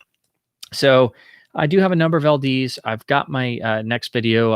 I'm putting the finishing touches on it. Got to render it out so I can get it uploaded this week. But I will show you guys the one that is just like, how in the heck did I get this? Because this is uber late release territory. This is a late 1999 disc. And if you look at this on the database, you will pay well over $100 for this title. And that is what I think is the Outside the Poe films, Roger Corman's Best Picture, which is X, the Man with X-Ray Eyes, starring Ray Milland. This is one of those films I saw as a kid that freaked me out for sure, particularly the ending, which I still swear was different when I saw it. And I know I'm not alone in that because I know people online have said the same thing. This is released via Orion. It's pressed by Image. Again, this is a super, super late release worth well over $100. And it just turned up in my local shop. I could not believe it. I was just flipping through. And then all of a sudden, no, it can't be. The jacket's in really minty shape. So I put it straight in a sleeve. The only problem with this disc is that it's pan and scan, which is just a shame. They did a batch of AIP films late on in Laserdisc, like very late. This is one of the, I think the last one they did. They did the Poe films over in widescreen in those awesome double feature sets. And then they did the Fives films in widescreen. And then some other AIP stuff. And then Image did a handful of ones like Theater of Blood got widescreen, which I still would love to find that. That's one of the best Vincent Price films ever, and his best late period film. It's actually better than the Fives films. But this I think was just about the last one they did, and it's got digital mono, beautiful jacket, no real extras. It it doesn't even have the trailer, but it's 133, and this is a scope film, so that is a shame. But it's still a great film. And like I said, I think this is well, I did forget one. So outside of the famous Poe series, for me, it's this film and The Intruder, which is the picture Corman did about racism with Bill Shatner, which is a really great, very dark, very dramatic film. Totally not what you expect from Roger Corman. So that film and this, I think, are his best pictures outside of the famous Poe films. So this was a stunning surprise to find. It's something I never intended on getting because it's so rare and valuable, and it is unfortunately pan and scan. So I don't know. I'm gonna check out the transfer and compare it. This is now on Blu-ray as well, but I don't know, this because it's so valuable. It may be one that I wind up passing on. But then again, the cover is the original art and so beautiful, and I paid less than $10 for this thing, so I'm like, I say that on some rare titles that I have, just because if something's worth that much money, it's like, well, I could use that, but then it's also like, but it's so beautiful. So um, this is the one I wanted to show you guys. So I will talk about this in my next video on Laserdisc, which again I hope to have uploaded this week. I've already shot all of it. Just have to get it edited down. But yeah, this was, I could not believe this was just there. So always check your local stores. You never know what's going to turn up, and always keep supporting your local shops so they can hopefully stay open and not get harmed by the pandemic and have to close prematurely.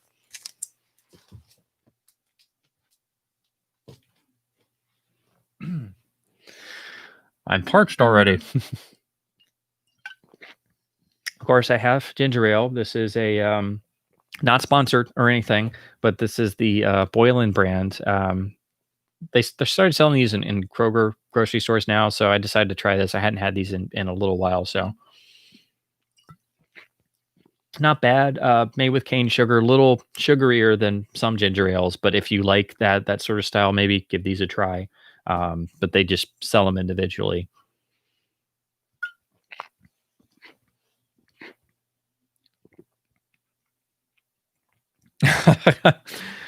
Deck forgot Forbidden Planet. No problem. I'm sure I forgot some. Never cared for a day the earth stood still. Okay. And prefer the 78 body snatchers. Please don't kill me. You're fine. I've said it before. I appreciate the 78 body snatchers, the Philip Kaufman version. I like some of the ideas in it, but again, I'm not so much an out and out horror guy. So I wasn't as into it as the original, which I felt was much more of a pure suspense film, which is why I loved it so much. And you have some noir vibes with the voiceover narration, and it just burned itself into my brain when I saw it as a kid. So by the time I saw the 78 version, I knew it was supposed to be different, and I appreciated it, but I also felt in some ways it's actually maybe a bit more dated to its decade than the original is, in a strange way, because it is so pessimistic, and which I enjoy. Like the very end is what I love the most. Like I admittedly, like if the situation calls for it, or most often when the situation does not call for it, I still do the. It just comes out of you sometimes. You just have to do a little. So so yeah, I mean, I still like it, but I don't think it's, I know, I understand why some people really prefer it. Like some people love Carpenter's version of the thing, and I'm still like, no, I like the original better. I know I'm old fashioned. I get it. I know. Let's see. Yes, it's a beautiful cover for X-Ray Eyes. Yes, I still can't believe I found that. I was like, this can't be, like, like I found some DTS discs in the wild, and that was great. Private Ryan had been once, and I thought that was cool. So but that, and I was like, and they priced it slightly higher, so I guess they knew it was slightly valuable. My local store, that particular store, has started pricing LDs a bit more. They used to be 99 cents to $3. Now some titles, like stuff they know people would buy, just because it looks cool. So Terminator, Van Damme movies, big action titles or iconic films, it'll have like a $5 sticker on it. And I'm like, come on. It's a copy of T2. It's not, this is a 99-cent disc. It's just the standard one.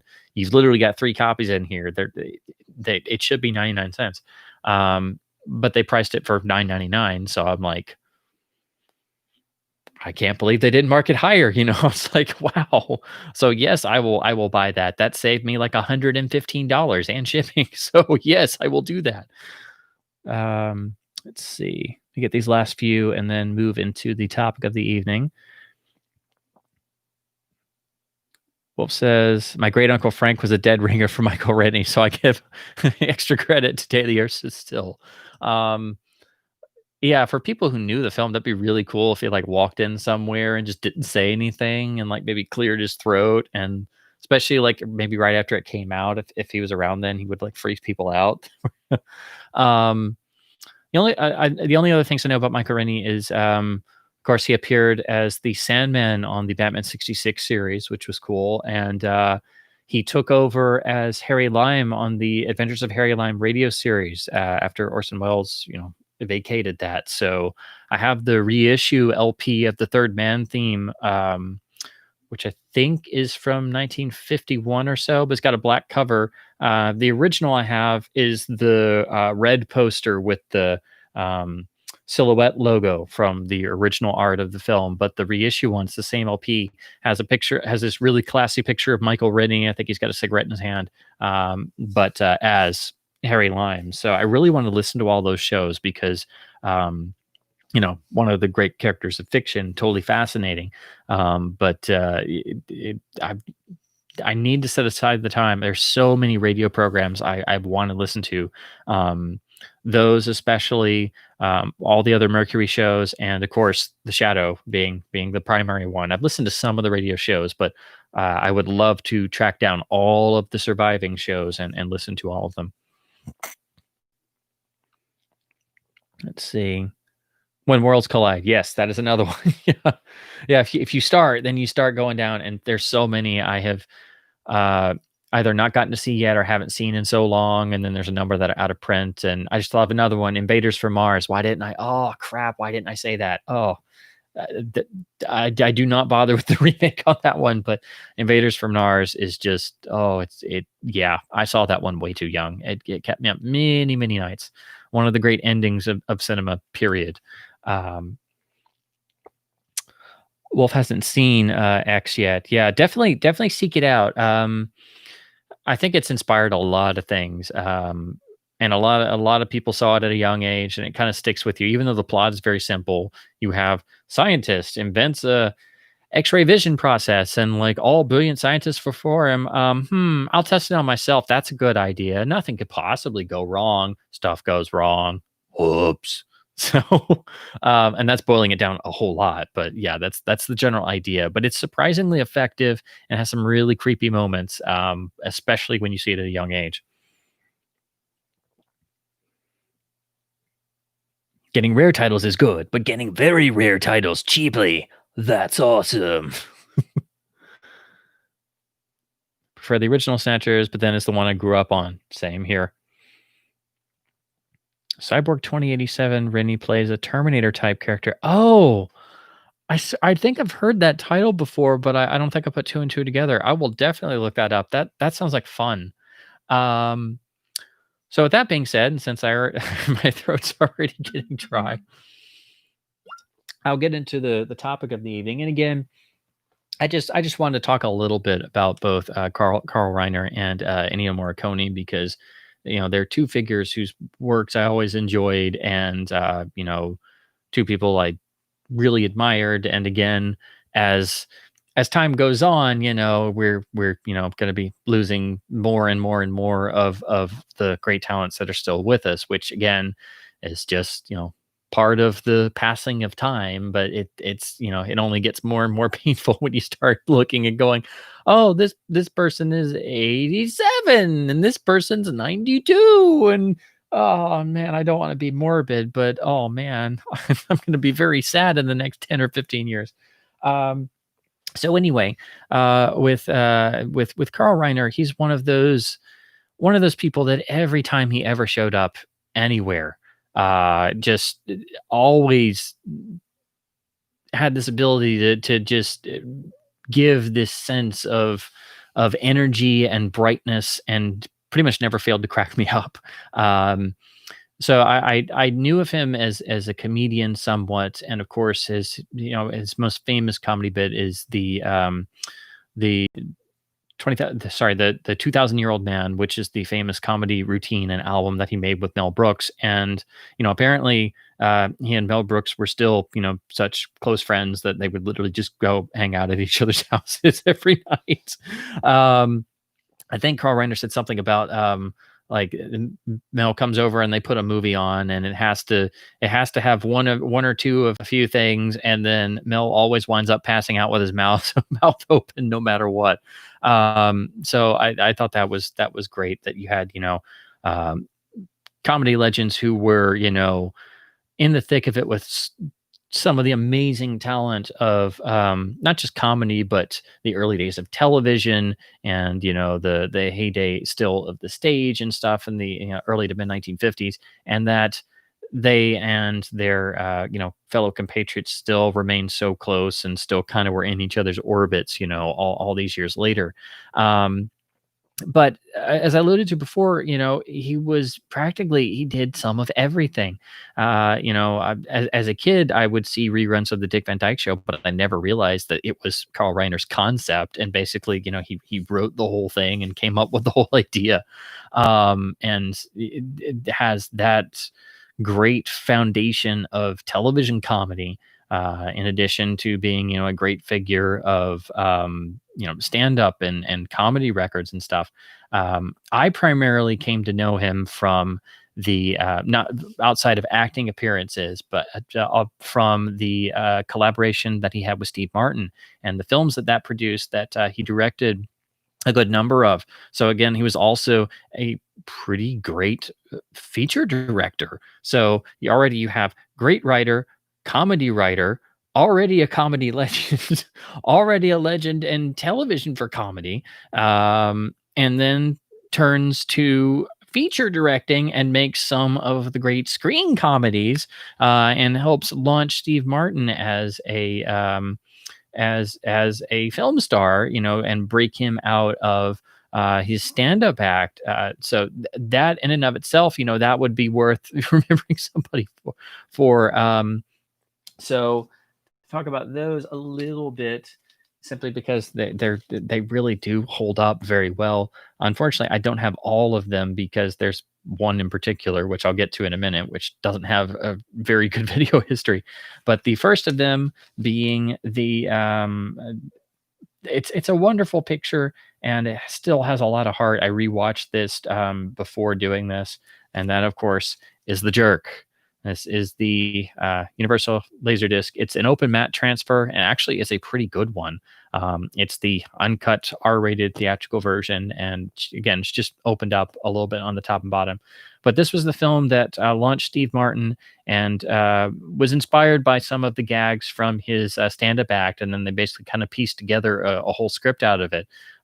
So it was Steve Martin and Carl Reiner and some others, actually doing the writing too. So it wasn't just that Carl Reiner was, friendly with Steve and directed the features, but he actually, had a significant hand in writing them too.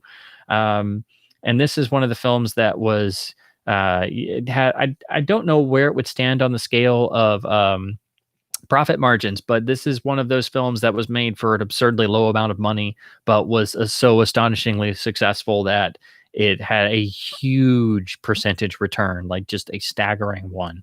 So if you've never seen this film, it is literally, as the tagline says, a rags to riches to rags story about this poor, completely out of his element young man who decides to make his way in the world, and stuff just seems to happen to him, but he always has this positive can-do attitude, even though he usually has no idea what's going on. And of course, the different gag sequences are mostly legendary. Some call it one of the best comedies ever made. I definitely think it's up there. But what I always find most striking about it is it has a genuine warmth and a heart to it. I don't think it's a perfect picture, but I still think it holds up remarkably well. It's also got some very daring bits that kind of make it one of those films that some people may say is not quite fully politically correct in this era. But again, I just rewatched it again because I wanted to get a fresh take on it, because I sadly thought about, just the opening of this film. It's quite iconic, the opening line, but, I don't know how most people today would take, Steve sitting there in deadpan saying, which is a line from his stand-up act. But, when he says, "I was born a poor black child," it's such a bizarre statement. And then they literally do that it's very striking. It starts out and it literally is setting you up that, this is going to go somewhere else. but it doesn't make fun of anyone. It's all situational, and pretty much everyone else in the film is, playing the straight man, and they can't even believe how gullible this character is. And that's the best comedy, and it comes from his just extreme gullibility. Chief, most of all, is probably the iconic cans scene. He really hates these cans. Stay away from the cans. I couldn't help it. So if you've never seen this film, definitely check it out. Shout Factory did a reissue Blu-ray that I would love to get, but again, it's very pricey. But it does have a sit-down conversation with Carl Reiner and Steve Martin that I really want to check out. It's also supposed to have the film's original mono mix, which unfortunately is missing from all the DVDs. This track is pretty much mono, but it does sound kind of stereoized. So it took me a while to find this. There is a television version of the film because it's R-rated. It does have some, adult jokes. So it doesn't. They had to edit it for television. So like a lot of films of the 70s, there's some extra scenes that were then put back in, or some alternate takes. So unfortunately, not all of those have ever been included on any home video release. It was rumored this Laserdisc was that television version, but it is not. It is the theatrical R-rated version. But it's a film that actually holds up really well, I think. And again, it's not perfect, but it has such a heart to it that I can't help but have a great affection for it. So this is the film that really made me kind of aware more of Carl Reiner's name.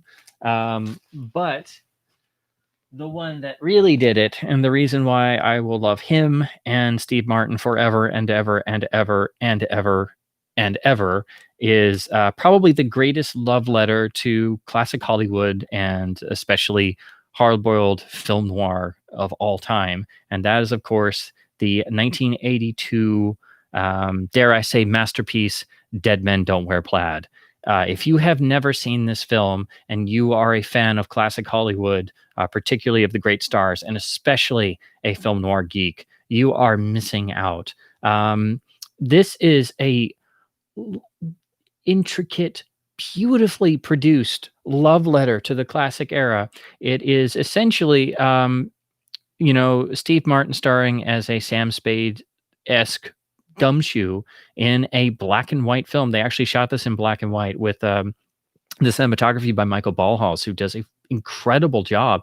But the central conceit of the film is they interweave in clips of not just the great stars, but from some of the classic noirs and also some more obscure noirs and films of the period, and use them in context to build an entire brand new narrative.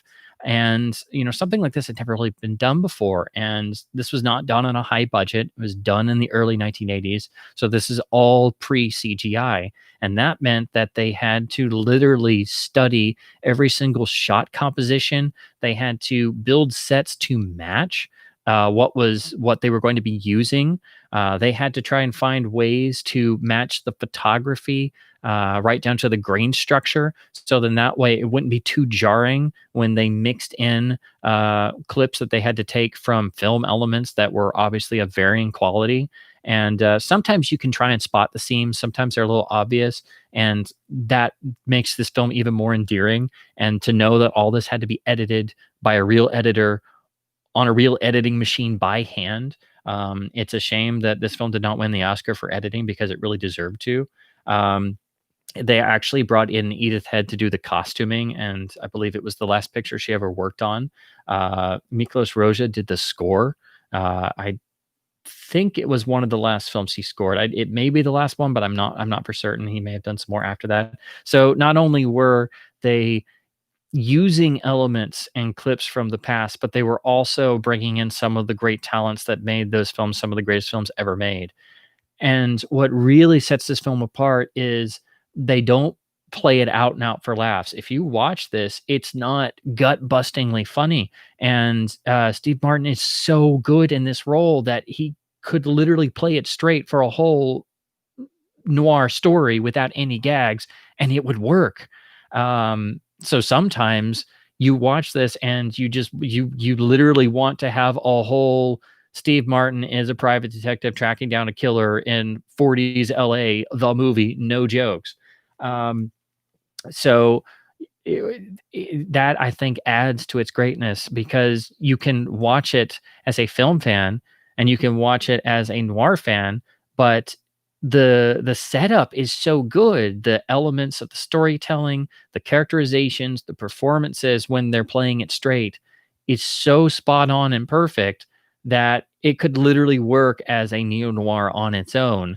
And again, the photography is just, it's beautiful and it's all done for real. It's not somebody going in later on, after they shot in color and they do a digital intermediate and they just click a button and they go, oh, it's black and white. Oh, we messed with the grayscale some. No, this was all done for real and was made possible by advances in film stocks because, again, they had to try and match everything. There's also a lot of usage of body doubles and right down to trying to get the hairstyles just right. Excuse me. And a lot of times, unless you're like trying to go through with a fine tooth comb and look for the seams, it's actually quite seamless. And there's one particular moment where they put Steve Martin into a sequence, and it's a rather daring use of I believe it's rear projection. But the way they play around with it, again, the fun of this film is seeing all of the great stars appear one more time, but also, wondering who's going to come up next and where they're going to come in. And then sometimes they use some of the great stars, but from multiple different films. So they play around. They don't just play out the scene. They give it all new context, and it's never insulting to the original works, and it's never insulting to the audience. So you, as the audience, even if you know what they're using, it's being done and brought to life in a different way. So you have to wonder where they're going with this. And again, it all brilliantly plays into the new story that they wrote around it. I mean, it's astonishing that they were able to pull all this off, and they're not just using all the famous ones. They use a number of very lesser known noir titles, and every single aspect of the screenplay and even some of the jokes are all interwoven into what they chose, and it tells an entirely new story. Again, it's a brilliantly conceived film in every way, and it is a criminal shame that it's not a well known. It did okay at the box office, but it just kind of came and went. And then it was kind of like, just bumps in the night and no one ever hears of it again. On video, it was put out on LD, but it was an early disc. It's analog only. It's nothing special. It did get released on DVD, which you can get in this triple feature, which includes The Jerk and a really underrated Steve Martin comedy, which is The Lonely Guy. So you can get all three for very cheap on DVD. The DVD does include the trailer, which is very, very cheeky, and I'd recommend looking at the trailer even if you've never seen the film because it's very fun. And Steve Martin actually narrates it himself in character, which is very cute. But then finally, it came out on Blu-ray in Europe, and then Universal did it here as one of these special order discs. So they put The Jerk out on Blu-ray, but it was hit with tons of DNR and just looked awful. And then the Shout Factory release kind of rectified that somewhat.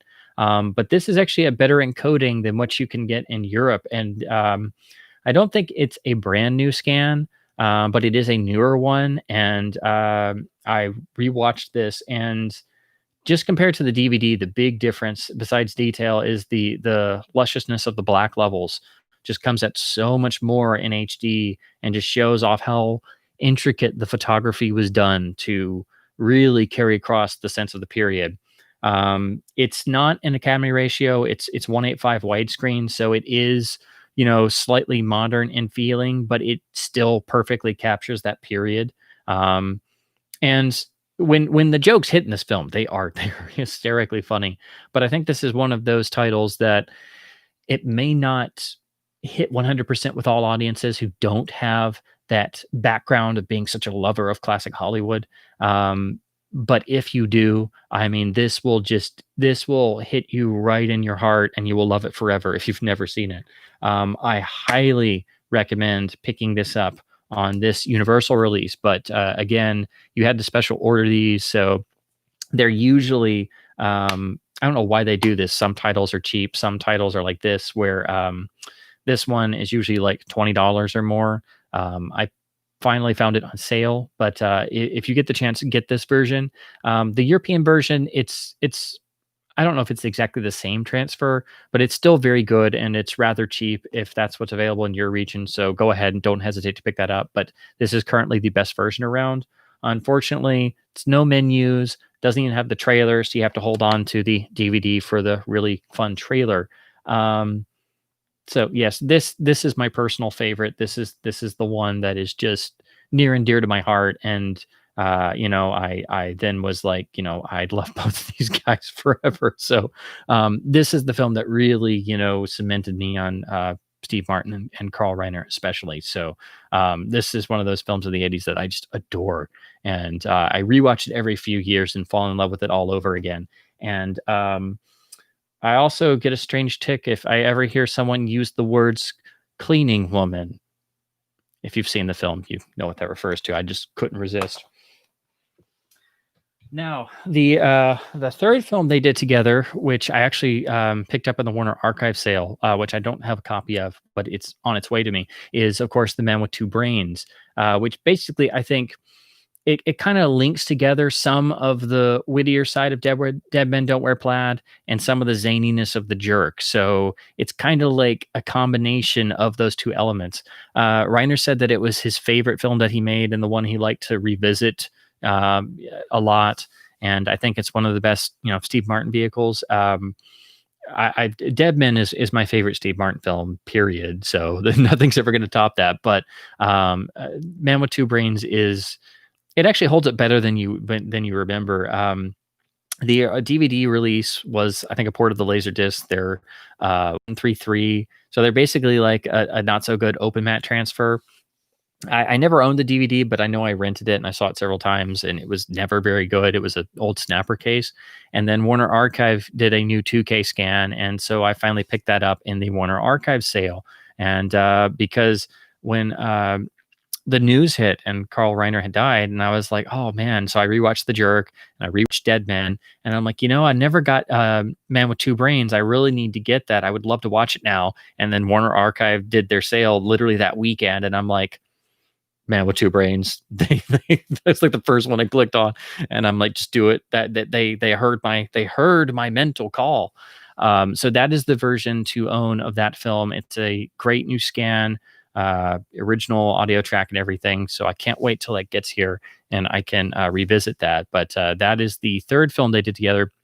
And then the fourth is the one I alluded to, doesn't have any good video releases, and that is All of Me, which is the really, really interesting and fun comedy where you have Steve Martin and Lily Tomlin, and it's sort of in the vein of the classic Hollywood films dealing with the paranormal interloper or heavenly figure that's ghostly, very much in the vein of Here Comes Mr. Jordan, and of course Heaven Can Wait. So but where you have two people and due to a mix-up have to share the same body, and hilarity and bad stuff ensues.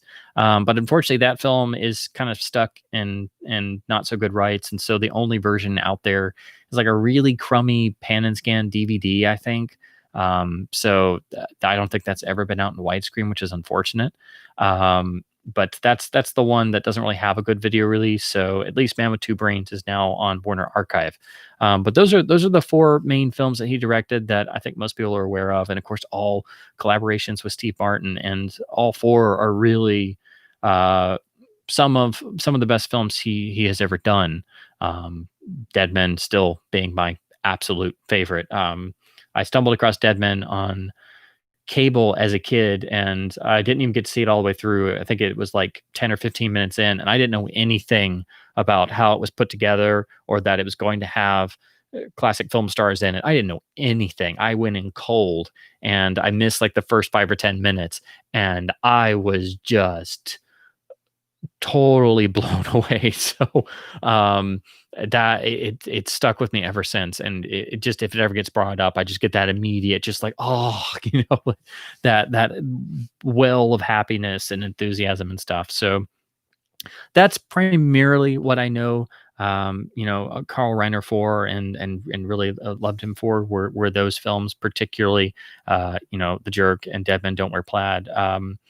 But also, I would like to spotlight, it was I think most people today would know him most visually.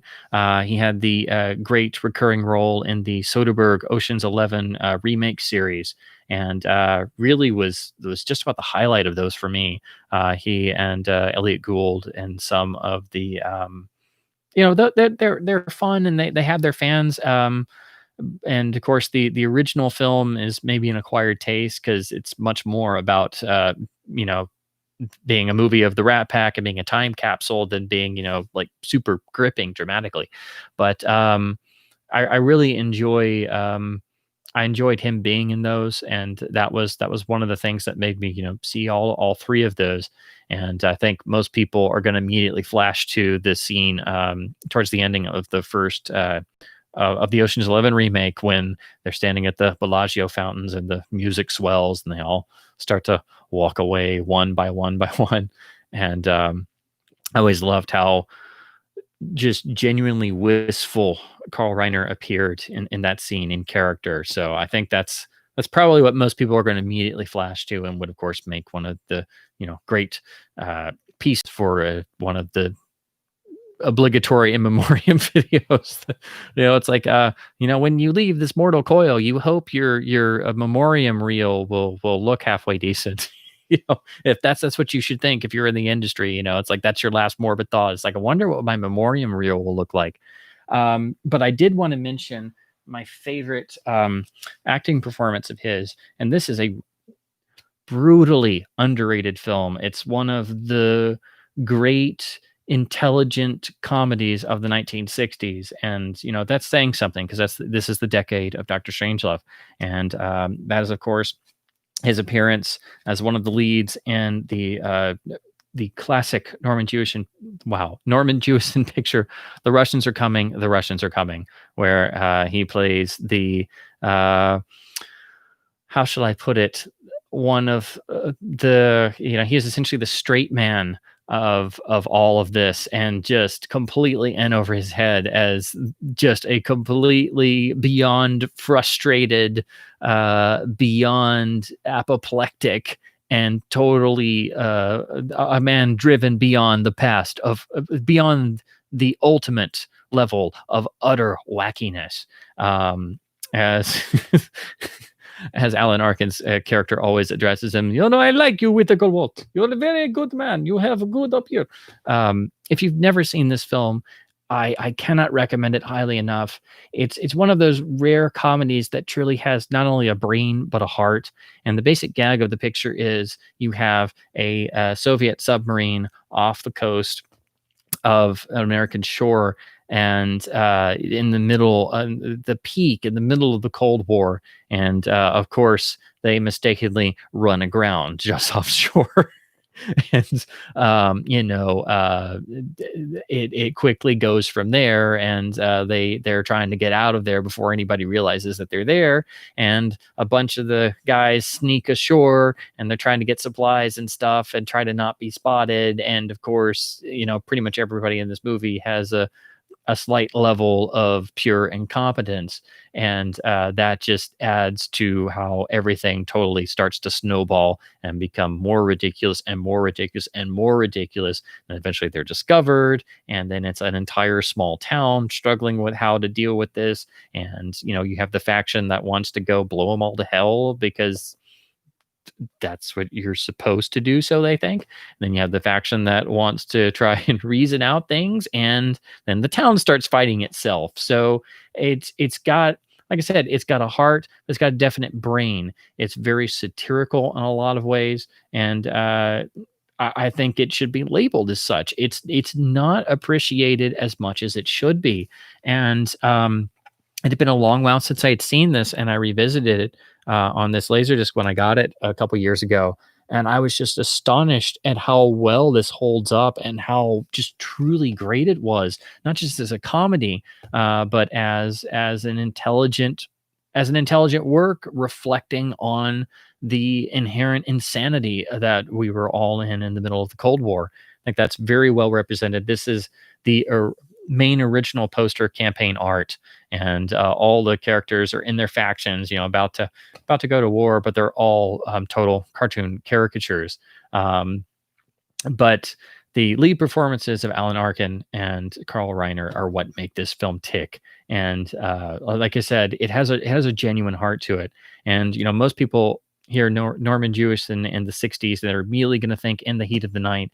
And I think it's unfortunate that they just kind of skip over this. And this film has never been, critically appraised in the way that it should be. Again, this is my favorite on-screen Carl Reiner performance, and I just wanted to spotlight it a little bit. This is, of course, the MGM UA Letterbox LD. Pretty good artwork, I have to say, even though it's just photo collage. But you do get original poster art on the back, and again, the gatefold's pretty nice.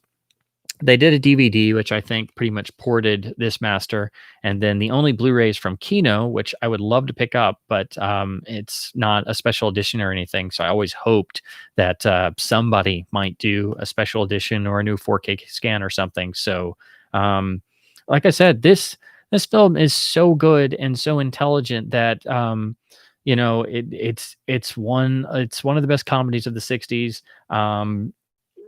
I actually prefer this film to It's a Mad, Mad, Mad, Mad World. I will freely admit that, because it's got real intelligence behind it, but it's also very genuine, and the satire on display here is just incredible, and it's never hitting you over the head in terms of obviousness. So, it's definitely got a firmly placed foot in the Doctor Strangelove side of things. So, I cannot recommend this film highly enough. And I just wanted to mention it because, again, it's my favorite Carl Reiner performance. And of course, he did play bit parts and had not cameos, but he did have full roles in most of the movies he did with Steve Martin. I don't know if he's in all of them because it's been a while since I've seen all of me. Because again, the video editions are just not good. But of course, he has a little part, and actually he plays himself in The Jerk, which is a nice meta moment there. And he has a really nice part in Dead Men Don't Wear Plaid. That is a much bigger part than it seems at first, and he's spot on perfect. So again, just as an actor, and his sense of timing, especially comedic timing, is just was sublime.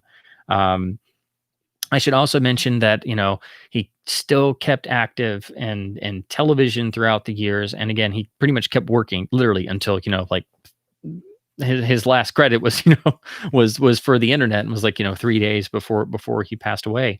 And then he was also very heavily active in Twitter, and I have a Twitter account, but I've never really gotten into that whole realm, and it seems like a whole world in and of itself.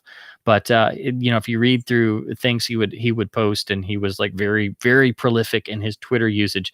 I mean, they were very, very fantastic, supremely funny, whether they were anecdotal or just witticisms about the current state of affairs. So they're very entertaining to read through. If you've never done that, or if you're on Twitter, you can look at his voluminous amounts of Twitter posts that are very, very endearing.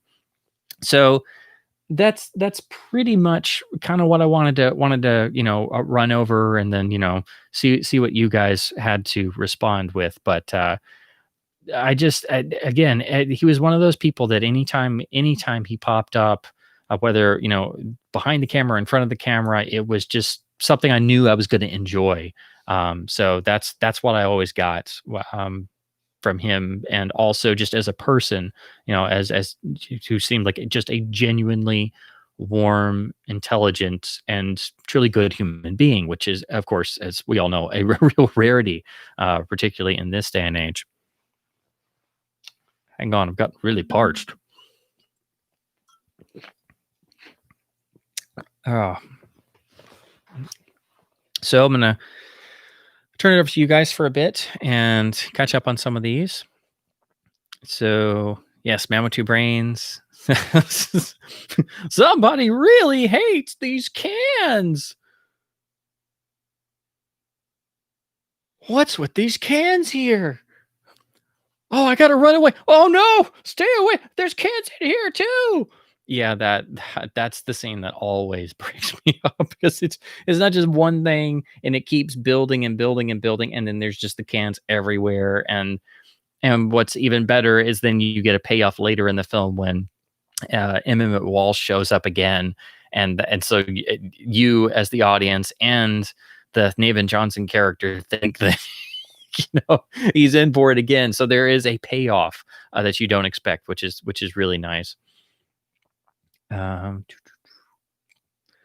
Sega hasn't seen Deadman since he started getting into old school Hollywood. Yes, if you revisit it, especially after like a full run through of Hollywood classics, you're just gonna be like, it's gonna have a whole freshness to it.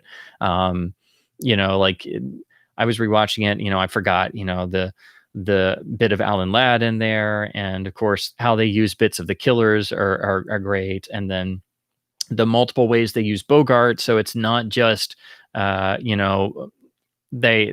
credit Bogart. Bogart is as being Philip Marlowe in the film, but they're using pieces of other films where, of course, he's playing other characters, and brilliantly so. So unless you're really nerdy and looking at it, and going, that's in A Lonely Place, and that's a piece of Dark Passage, it's interwoven so well that when they use a piece of In a Lonely Place where, Bogey's wardrobe is a bit different and he's not wearing a tie, Steve Martin's character literally comments on that. And Marlowe, you need to wear a tie from now on. You look too scuzzy.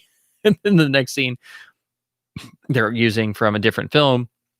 And it's like, I see you got a tie on now.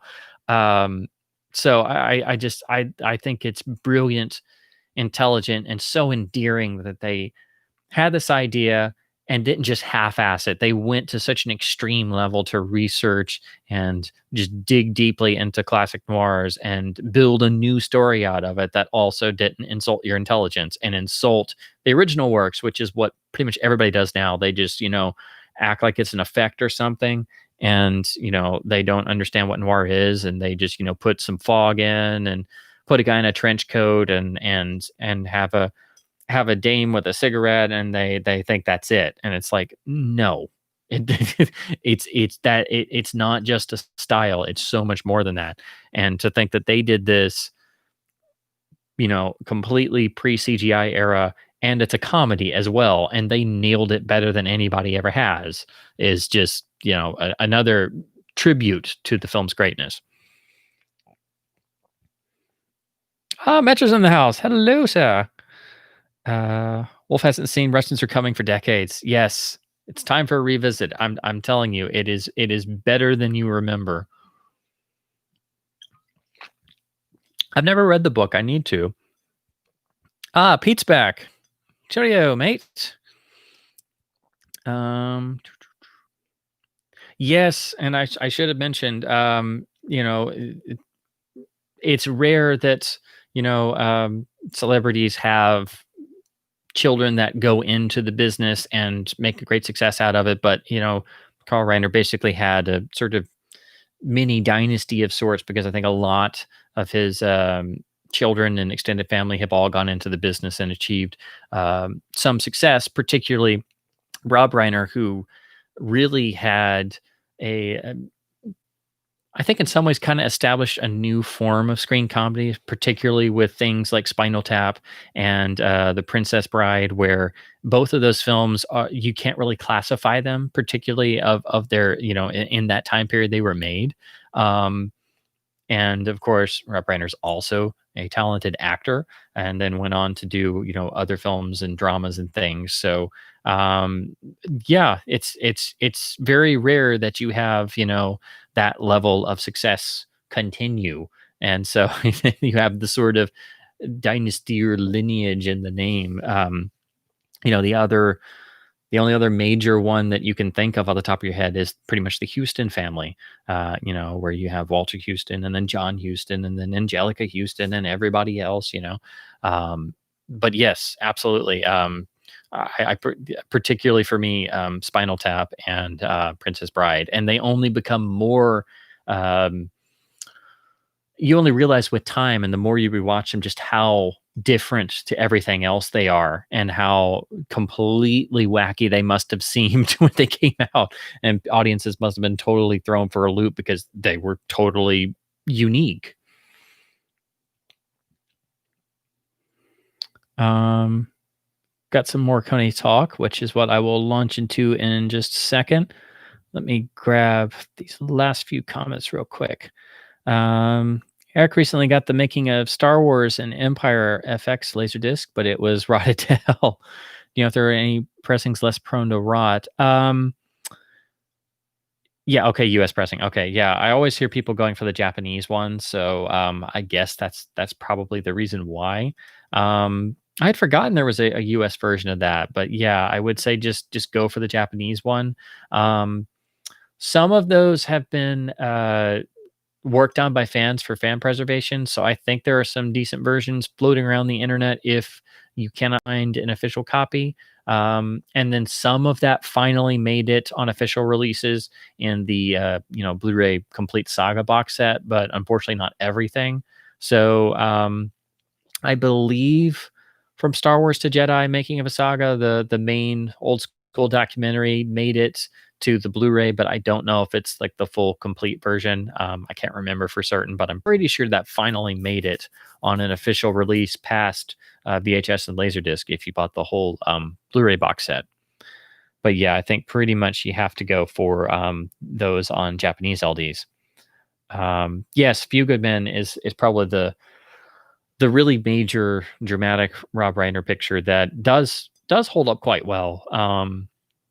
And actually, the standard LD is one of those common discs that actually has a pretty good transfer on it. And of course, it's one of the really nice catalog films to come out on 4K and actually, look pretty good and have a good transfer. Does Carl Reiner usually get much discussion on the internet because he's a legend? Honestly, not all too much. I don't think in terms of historically. I think probably people are talking like about the Dick Van Dyke Show or specific things or his work with Mel Brooks, and then about the specific Steve Martin films probably and things like that. But I think probably online it would probably be more about maybe his Twitter account from the past 5 or 10 years than his extraordinary career. So I don't know. I'm not for certain, but there were a lot of nice tribute pieces, though. There were some great pieces that Sunday Morning did, and they're on the YouTube channel for CBS if you haven't seen those. So check those out. Some really nice remembrances on there. So, yeah. As he says, Team Negative One is doing the making of Star Wars, or am I wrong? I know they did Star Wars to Jedi and Classic Creatures. Yeah, that's I couldn't remember for sure, so that's why I said I think there may have been or are some fan preservations that are in the works, but I can't remember for sure or not if the making of effects documentary was done before. I want to say it was like maybe in one of the old school DVD compilations that fans did like way back when. I think that's actually the last time I saw it was on something like that. So I'll have to dig around. I can't remember for sure, but I know the fan efforts on the other two are just like wow, because they found some 16 millimeter print sources, so it's a lot better than what we otherwise had on VHS and LD cabs. Let's see. Favorite 80s film set in the 50s? Quite common because it was nostalgic time for the 50s. My favorite is obviously Back to the Future. Now that you say that, I'm blanking out. I can't think of any besides Back to the Future that are specifically set in the 50s. And I know there's more, but now I can't think of any. I don't know. I'll have to think about it and get back to you. But yeah, Back to the Future would probably be the big one specifically for the 50s. Dead Men Don't Wear Plaid is the best 40s throwback of the 80s for sure. Oh, yes. Okay. It's the old Roman and Edit Droid sets. Yes. That's what I was trying to remember. Yeah. Yeah, I'd love to have them on LD, but yeah, that would, I'd have to get the Japanese ones. I'd love to get some Japanese Star Wars LDs someday, but all I have is one of the JSCs, and I need to get the other two. I've just been putting it off and hoping a cheap one will show up. So I need to probably just go ahead and contact the good squid and say, "Can you hook me up with the JSCs of Empire and Jedi, good sir?" Because that is the go-to source for all Japanese LDs. Kevin Kobos, the good squid. So if you need any Japanese discs, you've never been there, check his stuff out. I believe he's got a marketplace on Facebook, and I think he's got a website now. But yes, he is the ultimate source for all Japanese LD goodness. Is it wrong to say that in many ways the Reagan era is closer in spirit to classic Hollywood than the mid 60s to the 70s? That's actually a pretty good point. No, I don't think it's wrong to say but I think it happened for different reasons in terms of not having so many groundbreaking things or having stories that try to push boundaries. In the 50s, everybody likes to talk about the generic stereotype of everything being, Americana and not pushing any buttons and being streamlined. And in the 80s, it was a bit different because I think it was more due to corporations firmly taking hold of the studios that they owned and wanting to take less risks and focus on making blockbusters that they had seen been so successful so they could make great returns on individual titles. And that's really the point where what we have now, where you have tentpole releases and everything else doesn't matter, and they've hedged their bets on one thing that gets bigger and bigger and bigger, and it becomes a big bloated mess. That's where it really took off, was in the 80s. And there was still, groundbreaking stuff, and there were still independent films, and there were still, smaller adult dramas, certainly a lot more, significantly more than what we have now, which, they've tried to kill them and practically been very successful at doing so. But there were more things going on in the 80s, but the general feeling, I think it is an interesting point to link it to the 1950s, which also did have great groundbreaking films and independent films and grittier tales, but they were not the primary focus like the big A features were. Raiders is the best 30s throwback of the 80s. Yes. Yeah, Stand By Me is another good example. True. Yeah, Good Squid has some amazing deals. I'm so tempted when he posts some stuff, and I'm like, I could get the Japanese version. I already have the US one. I don't need that, but it looks so cool and it's cheap. I need to do it. Um, yeah. LD prices, yeah, they kind of, if it's a notable title, they can go crazy. And Star Wars is just always, I have a safe search and I always look for cheap stuff, but usually I just scroll past because it's almost always crazy. So I've not bought a new Star Wars LD since I got my definitive box like 2 or 3 years ago. That's pretty much the last one I've gotten. And so I need to get the other two JSCs, and I'll probably have to go to the Good Squid because trying to get those on eBay, no. Like the special edition box will cost you a lot of money on eBay now, and it's like, really, guys? And then the people who list stuff as rare and they'll jack it up. And I think somebody posted on the LDF group on Facebook that somebody posted like the early time compressed pan and scan Star Wars LD, and they posted it for like I think $1,500 or something, and it's just like, oh no, oh crap. And then some people have posted Technodisc copies of Star Wars widescreen after I did my video, and then Sam did his video on Culture Dog. And there have been some with jacked up prices on Technodisc copies, and they say Technodisc, and I'm like, oh no, they found our videos. No. It's like when people post rare records or standard records, and they read the music forums, and they find out about the mastering engineers, and they'll put RL in the list, and they'll put it up for $50, and they say rare RL Ludwig cut, and I'm like, you clearly don't know what this is, and it should be $5. Like, yes, it's a great sounding record, but we know what you're doing. You're not fooling us. But yeah, I mean, unfortunately, that's going to happen in any field. Reagan in many respects was an embodiment of nostalgia and innocence, hence the more innocent and glossy vibe of the 80s.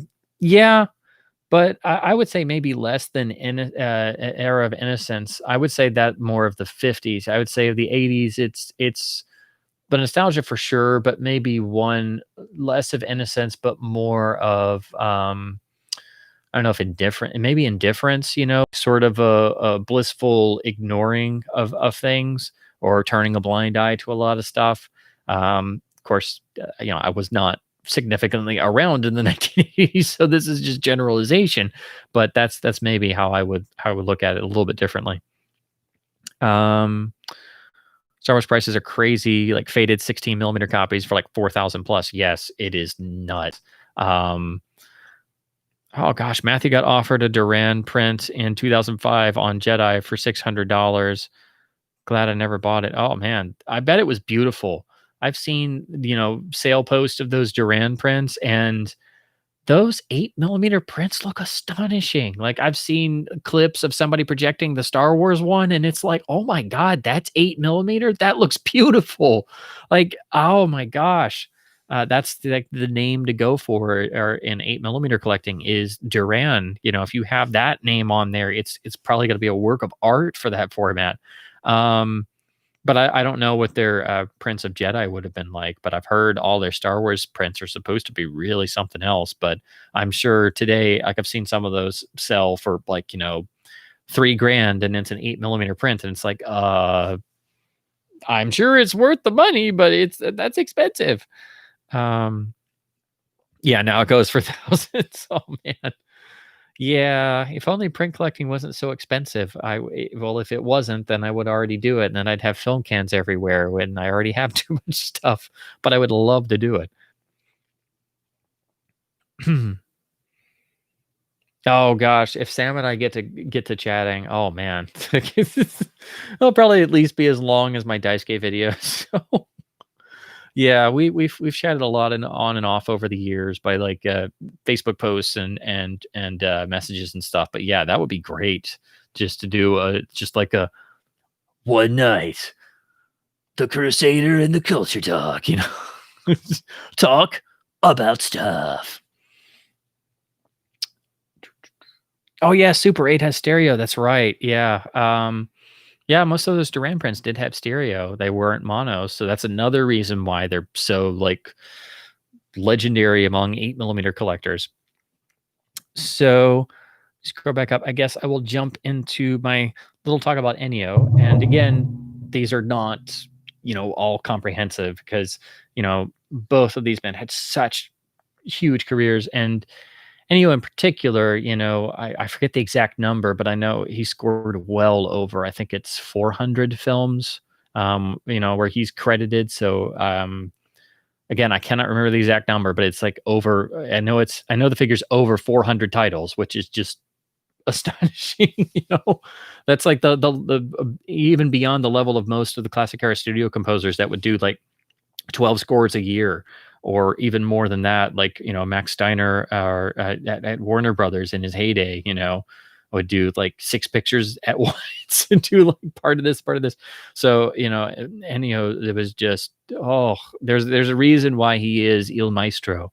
And so to get into that a little bit, I think, just to think about it, talking about mortality and who we have left and stuff, Morricone was really, it's tough to think about who we have left, who could be said to be one of the truly great, immortal composers. And, you're hard pressed to think of anybody besides John Williams, who is of course still with us, thankfully.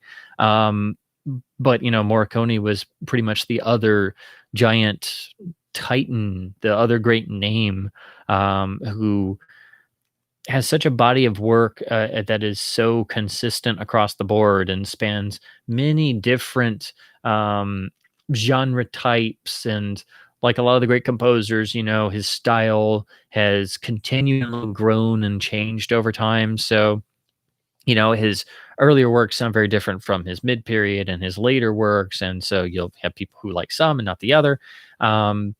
But of course, the big thing primarily is going to be the association with Sergio Leone. And composers are I think, they're you're lucky in anything if you have something to that you're ever remembered for, even if it's just one thing in particular, and people pigeonhole you for that. But for composers, there are certain things they're remembered for.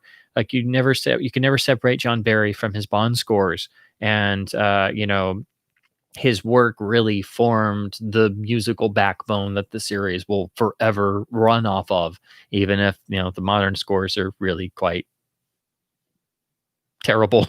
You still the benchmark, what everybody jumps from are what established everything.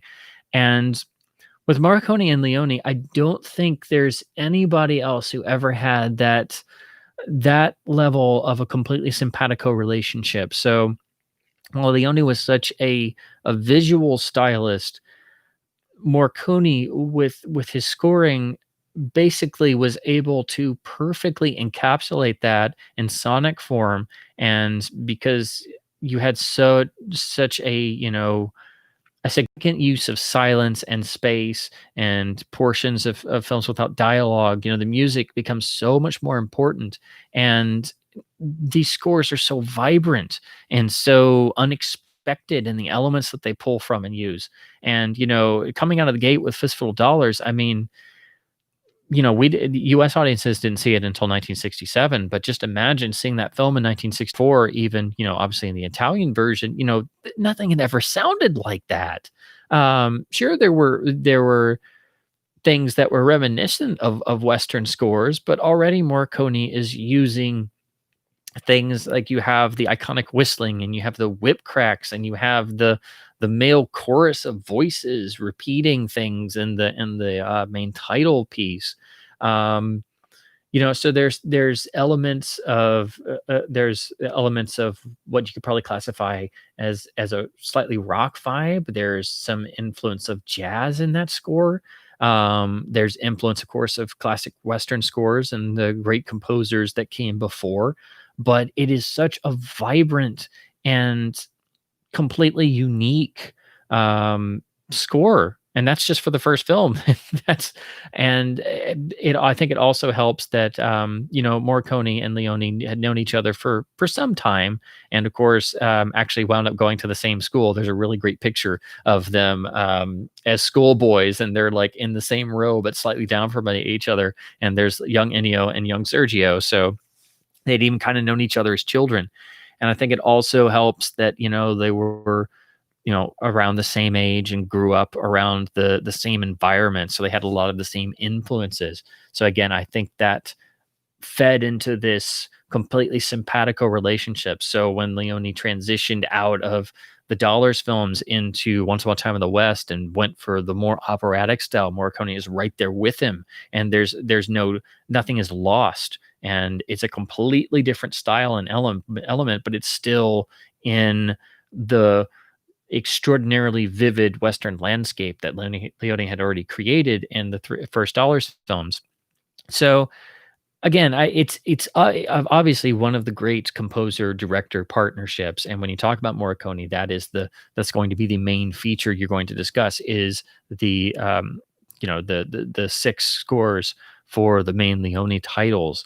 And again, most people would get pigeonholed for that, and then either would just keep doing other works and trying to be a composer for hire, or just try and do something so completely different that it's either successful or not successful. But I think it's interesting to note how Morricone transitioned out of that and reinvented himself time and time and time and time and time again, and then eventually became one of the really well regarded and very much sought out composers for Hollywood major releases pretty much throughout the 1980s and into the 1990s. He was one of the top go-to names, and if you could get Morricone, you knew you would have a truly great soundtrack.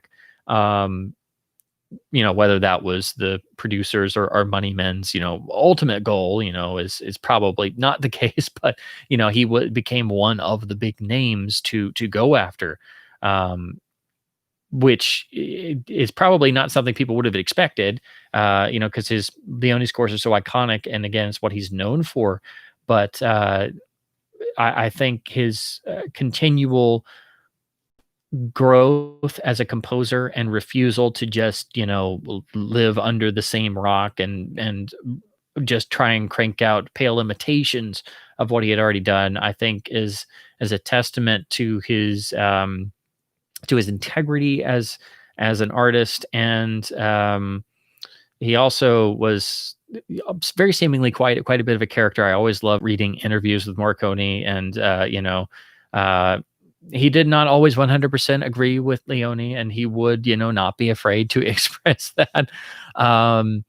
So again, you come across these names and you enjoy their works so many times that you form a certain definite appreciation for these great talents. But in the world of film music and composing, there are so few names as time marches on. The great composers become less and less, and then unfortunately start to retire and then pass away, and there's so few left that I was always happy Morricone was still out there somewhere and doing operas and doing orchestral work and doing some television and doing all kinds of stuff, and like he was always committed to music as an art form and bringing in new ideas.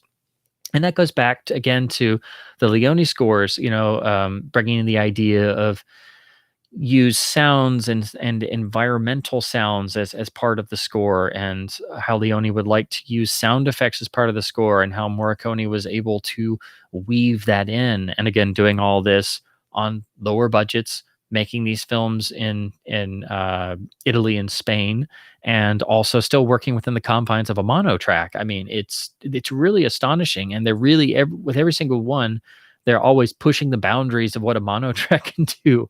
So there are moments that you can definitely tell, like particularly the blaring of the horns in the big sequences in For a Few Dollars More and The Good, the Bad, and the Ugly, where it's like pushing the boundaries of what an optical mono track can hold. And so particularly on lower end speakers, that's when things will really start to clip and bow out and stuff, because they're so strident.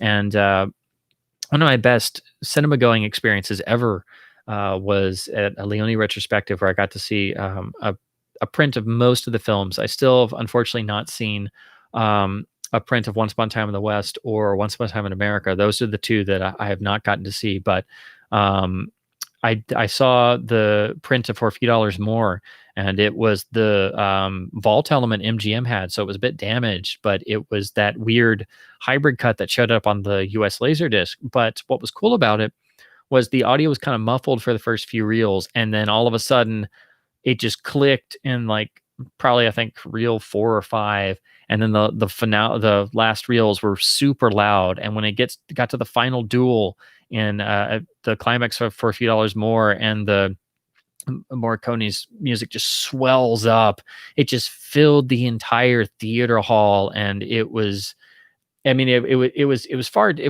too loud. It would have been, just as fine if it had been normal. But of course, the print was, not in the best of shape. But it was so impactful, even though I'm sitting there mouthing all the dialogue by heart, because of course I've seen the film too many times.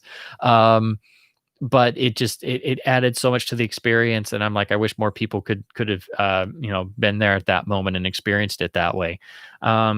So again, his scores for those films are so intrinsically tied to the visuals and such a part of their identity that it's one of those iconic examples where the scores are so integral to film that they truly become some of the best scores of all time, and you cannot possibly imagine the films without them.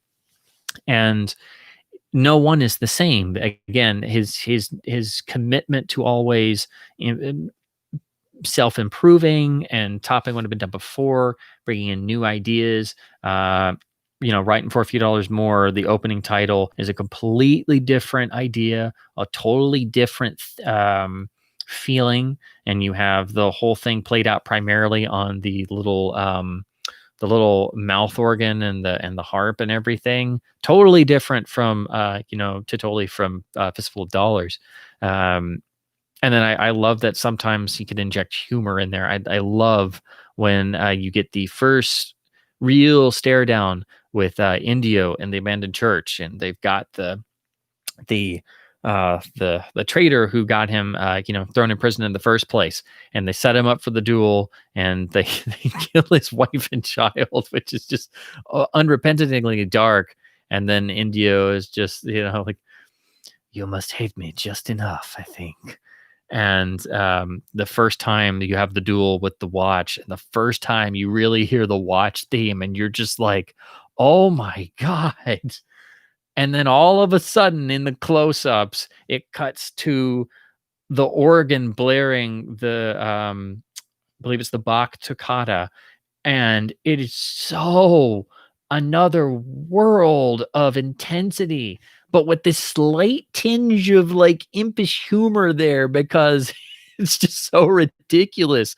But it just goes right with the sweatiness of their faces and the intensity of the emotional context that's running in that particular scene.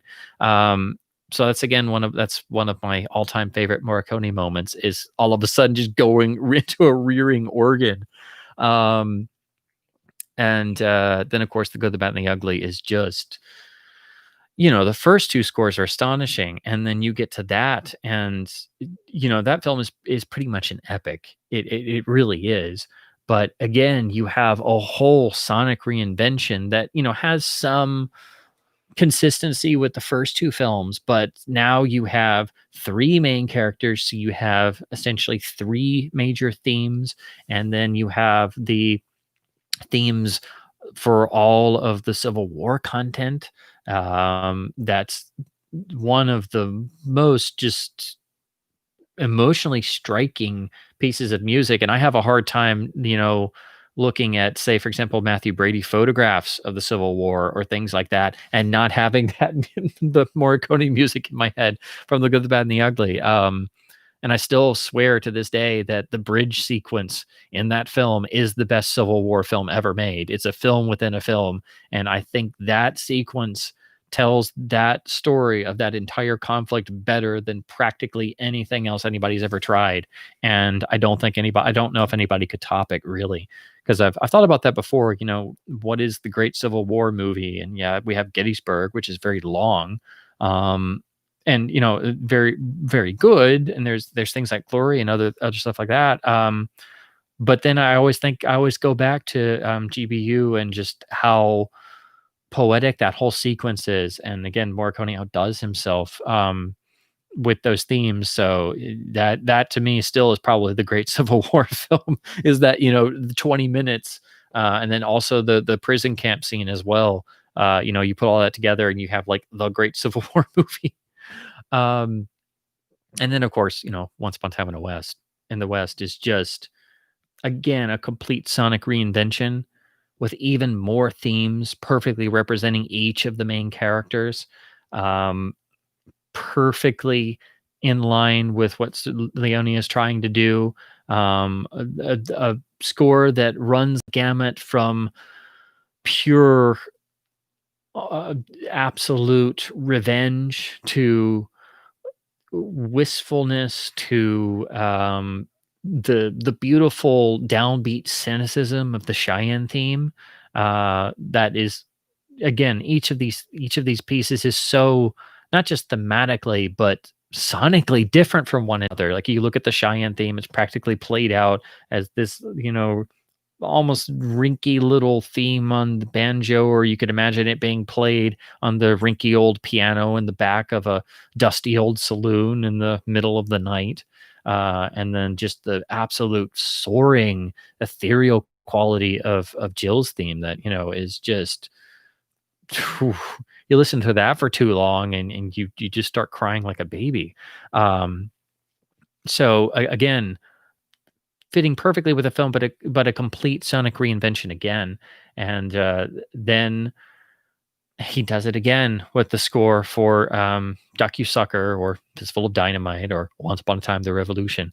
And that score, I think, perfectly blends that cynicism I talk about with the Cheyenne theme, with the pessimism of the film, but also really highlights its quirkiness. I've always loved the little tiny horn frills that come along with everything that happens to poor one. And then over the course of the film, as the events get darker and darker and darker, the score perfectly moves along with it. So all the quirkiness is in the first third, really, and by the halfway point, most of that, not just the story of the characters, but also in the score, has pretty much evaporated. And then by the time you get to the scene in the cave, it is all gone, and everything is pure. The world is dark and everything is bleak. Which is another reason why I think that film has never really struck a chord with most audiences, because it's so challenging and kind of all over the place and quirky, and speaking in terms of all over the place and developing. You have Once Upon a Time in America, which again is a completely different style of scoring. And being in the early to mid 80s, this is when Morricone was starting to do a lot more of the Hollywood scores that most people will know him for outside of the Leone scores.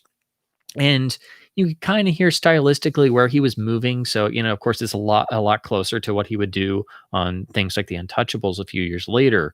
If you're looking, at the musicality of it.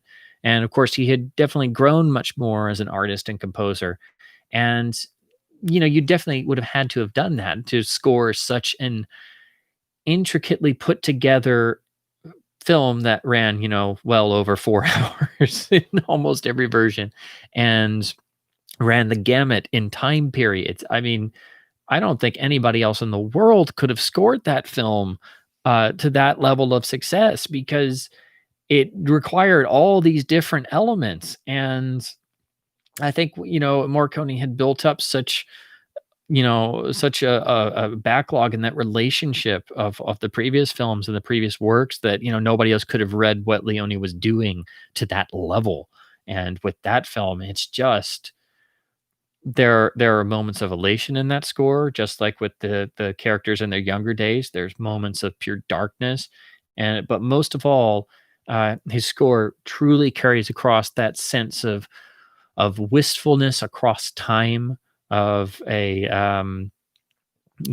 of great regrets, or the things that were never done. The score really serves as the emotional soul of the film in a lot of ways, because it is so long and it is so unconventional in its sequencing and its editing, that it's not always made 100% clear what's going on. You have to be very invested in the film when you watch it. It's not made. It's not for the faint of heart. It's not for everyone, for sure. But the score has to do a lot of the heavy lifting in terms of dramatic context, and it does so beautifully. Um, Again, I don't think anybody else in the world could have carried that off with such aplomb. And I think it's easily one of his great scores, and I think stylistically sort of sets up where he would go with later scores. Particularly, I wanted to mention this because I have a funny story about it. Particularly, just shortly thereafter in '86 for The Mission, which is one of his most famous scores, and some pieces of this score are among the most played score pieces. Period.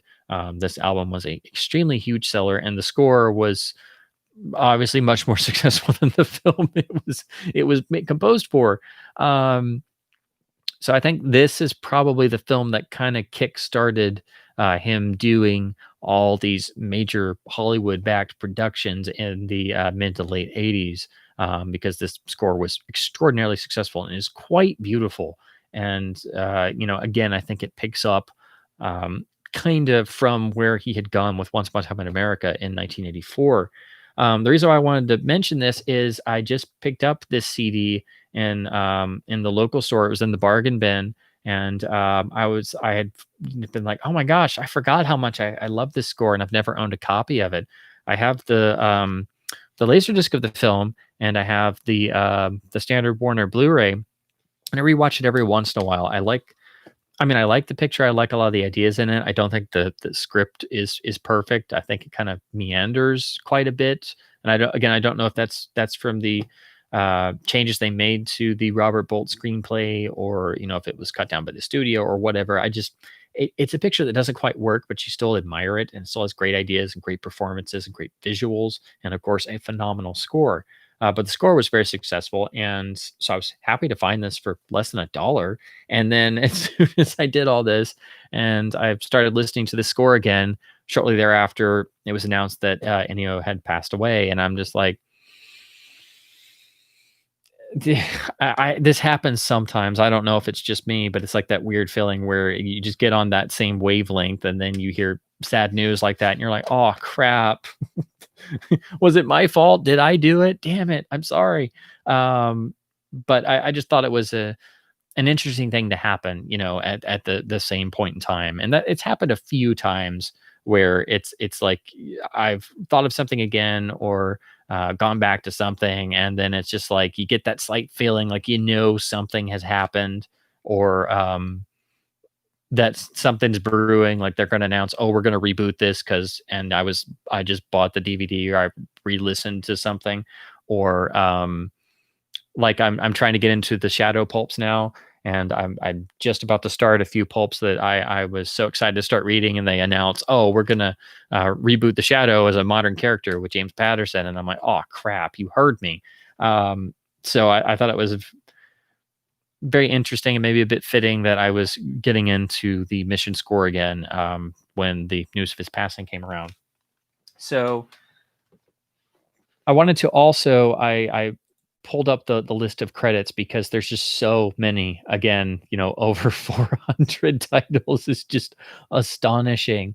But I just wanted to just kind of scroll through, because I don't know if everybody is quite aware at just how many pictures he did. Um, he even did orchestrations for L'Avventura, so he worked on Antonioni films. He worked on films for De Sica, and many Italian productions, and this is all even well before Fistful of Dollars. But again, I'm just scrolling through, and of course, once Fistful happened, they got him to do scores for a lot of the other Italian westerns. So he did things for Pistol for Ringo and a number of the other ones. Then of course, he managed to do his first American film was actually portions of, and I guess the whole score for the John Huston picture of the Bible, or In the Beginning, which actually is a pretty good picture. I haven't seen it in a long while, and I would like to see it in HD, but that's like one of the few really good attempts at doing biblical stories, and it not being goofy or super Hollywoodish. But yeah, just still scrolling through, it's massive, the amount of titles he was already doing by the mid to late 60s, and some really great scores that hold up well, even for he did do a lot of the score for the infamous film for Bond fans known as Operation Kid Brother, or sometimes as OK Connery, which is what it's got credited here. So he even did that. Danger Diabolique. And again, sometimes the scores were far better than the films. And it just keeps going and going and going. And then you get into the 1970s, and again, the people do not have this work ethic anymore. I mean, wow. Also, something I would mention: La La Land did an announcement, and they even said, it was going to be an announcement and an anniversary one, but it is now turned into an honorary announcement, because they are doing a complete restored score for Two Mules for Sister Sarah, the great Don Siegel Western with Eastwood and Shirley MacLaine, which is it's been restored, and Kino is doing that on Blu-ray. So that's going to get a nice new Blu-ray as well. But La La Land is doing the score release. So now it's turned into also a Morricone tribute, because that score it's really great, and I would love to check that out. It's definitely on my wish list for sure. But that was really great to see, and it was also this all happened at the same time. So I got the email announcing it, and they were like, "Yeah, we're totally emotionally devastated because now what was going to be a great, hopefully people rediscover the score now is a memoriam piece." So that'll be great for all of us Morricone fans. And again, still just scrolling through. I just wanted to do this because it's massive. Just the amount of titles that he scored or orchestrated or had a hand in.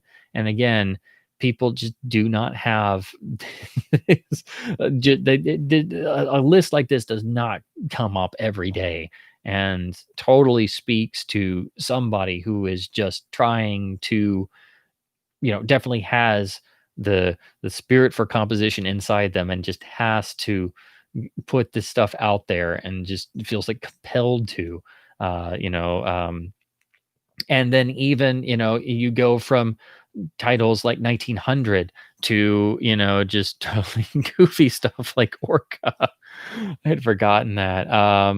And then Exorcist 2. So this is when, the not Hollywooditis, but the sequels and the more commercially oriented stuff starts to go in, and he worked on the Days of Heaven score after those, and again, just it's a staggering credit list, and I haven't even gotten to the score for The Thing yet, um, and again, it just keeps going. I will say I even enjoy his score for Red Sonja, which I had never seen all the way through until recently when I watched the Conan films. Um, it's a great score, so it's worth watching Red Sonja entirely for the Morricone score. And I have to say, I didn't hate it. I always heard it's so terrible, and I'm like, I mean, it's kind of endearing in a way, and it's better than Conan the Destroyer, I think, for sure. So I will take Red Sonja any day, and you get a beautiful Morricone score. And then, of course, comes The Mission, which again I think is what really kind of made him again a giant name for the Hollywood studios of the time. And shortly after that, in 1987, was his score for De Palma's The Untouchables, which is what really ingrained Morricone in the minds of the studios as being a great go-to composer to start using again. Then he did the score for Polanski's Frantic, which I think is a very underrated film. I really, really like that picture, and it's a great score. Um, and he worked, of course, on Cinema Paradiso, which is very emotional, particularly for, I think, especially for film nerds, in sort of the more emotional way of film nerds get a lot more out of Dead Men Don't Wear Plaid. Well, I think film nerds get a lot more out of Cinema Paradiso because you get that direct personal connection. Um, and then still going. Now we're up to the 1990s. The score for the 1990 version of Hamlet. The score for Bugsy is quite good. Bugsy is kind of a forgotten early drama of the 90s, and I rediscovered it. Hadn't seen it in years because on Laserdisc it's got one of those really great transfers.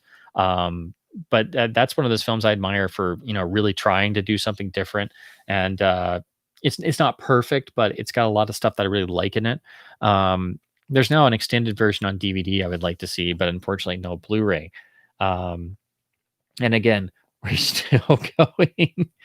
um, Again, a lot more of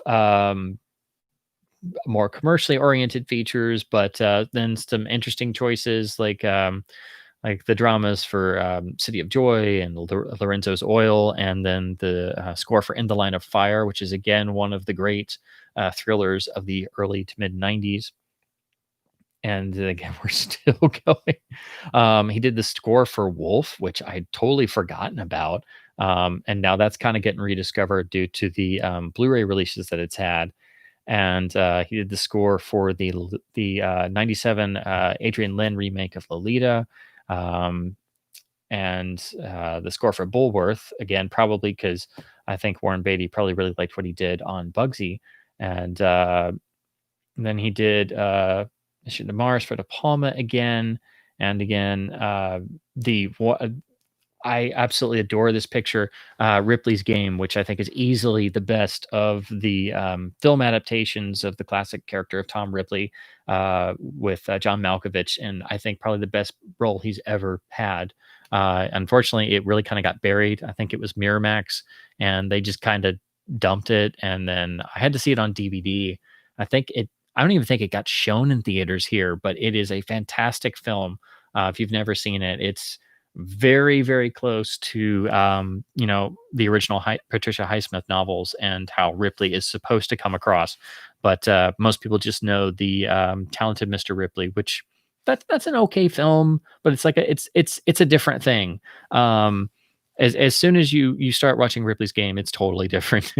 I've read some of the books, and then it's much closer to how I picture that character. And again, it's my favorite John Malkovich performance ever. So if you haven't seen that film, definitely check it out. It's fantastic. And again, he didn't stop there. He kept going and going and going and going. And then pretty much his most notable last feature that people would know here primarily is, of course, the Hateful Eight. He did one more score after that in 2016, but it was fantastic that he did finally win the Oscar for the Hateful Eight. He had gotten the honorary Oscar before, and I remember that was one of my favorite moments of watching the Oscar telecast over the past, 10 to 20 years, because usually I still watch it every year. I usually don't care about any of the nominees, because I'm not invested in most of them. And I still can usually predict the winners, but I still watch every year out of obligation. But that was usually the honorary awards. It's always hopefully somebody who really deserves it. But that was one of the times where it was just like, oh. And then when he actually won after that, it's one of those rare times where somebody never wins, gets the honorary award, and then shortly thereafter actually wins. So it's like I still got it, damn it. So that was really amazing that he did actually finally win. And of course, after getting the honorary pat on the back, where it's like, okay, we got to give you something, and you're not dead yet, but we'll give you this, and then you can go home. And then he comes back and wins it for real. So I really adored that, and I really need to watch Hateful Eight again. I was hoping it'd get like some big fancy reissue, and I know there's like the recut longer version on some of the streaming services that they were talking about. So I'd need to rewatch it again. But again, for me, the best things out of that picture were Morricone and the admittedly the novelty of the photography.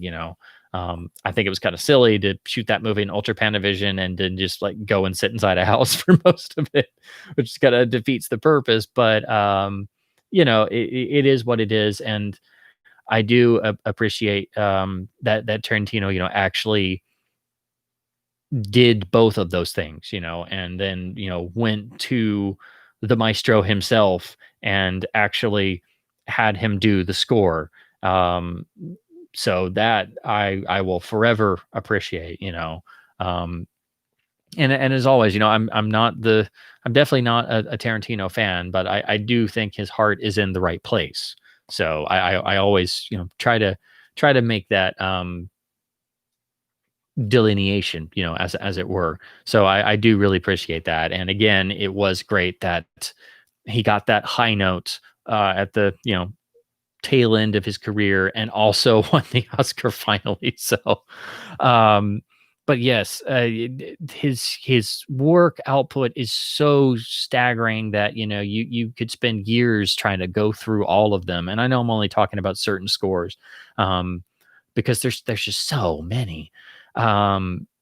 And again, some are for films that aren't that great, but again, almost practically every single time the score is fantastic. Like I'm sitting there watching Red Sonja, and I'm like, my God, this score is great. It's really great. Like, I don't really care about what's happening on screen, but I just want another long shot of a horse going across the screen so I can get another great sweeping music cue. So yes, I would love to watch Red Sonja again, because that Thames score is amazing. And I know everybody craps on that movie, but man, it has a score better than most films ever will. So that's a great example. And so that's essentially what I wanted to kind of go over. And again, his career was so far ranging that it's impossible to squeeze it all in.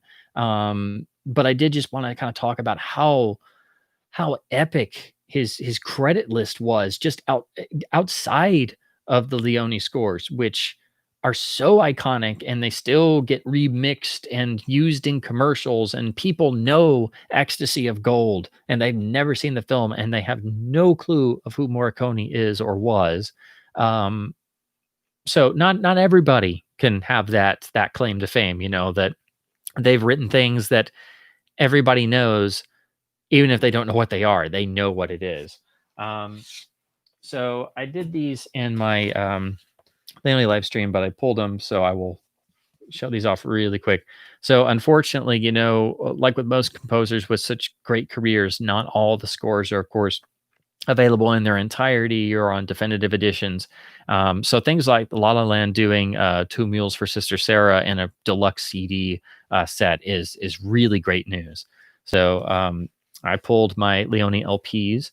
So this is of course, the original U.S. Fistful of Dollars score, and of course, the score for this film is actually quite short. So I believe there are a few snatches that aren't on here, but it's a whole program is on side one, and then side two is identified as the suite, but it actually is just an entire side that replays all the tracks from side one, but as one entire piece, which is, kind of cute because they had a one-sided album, so they just repeated it on side two, but without it being broken up, so you each have to listen to the whole thing.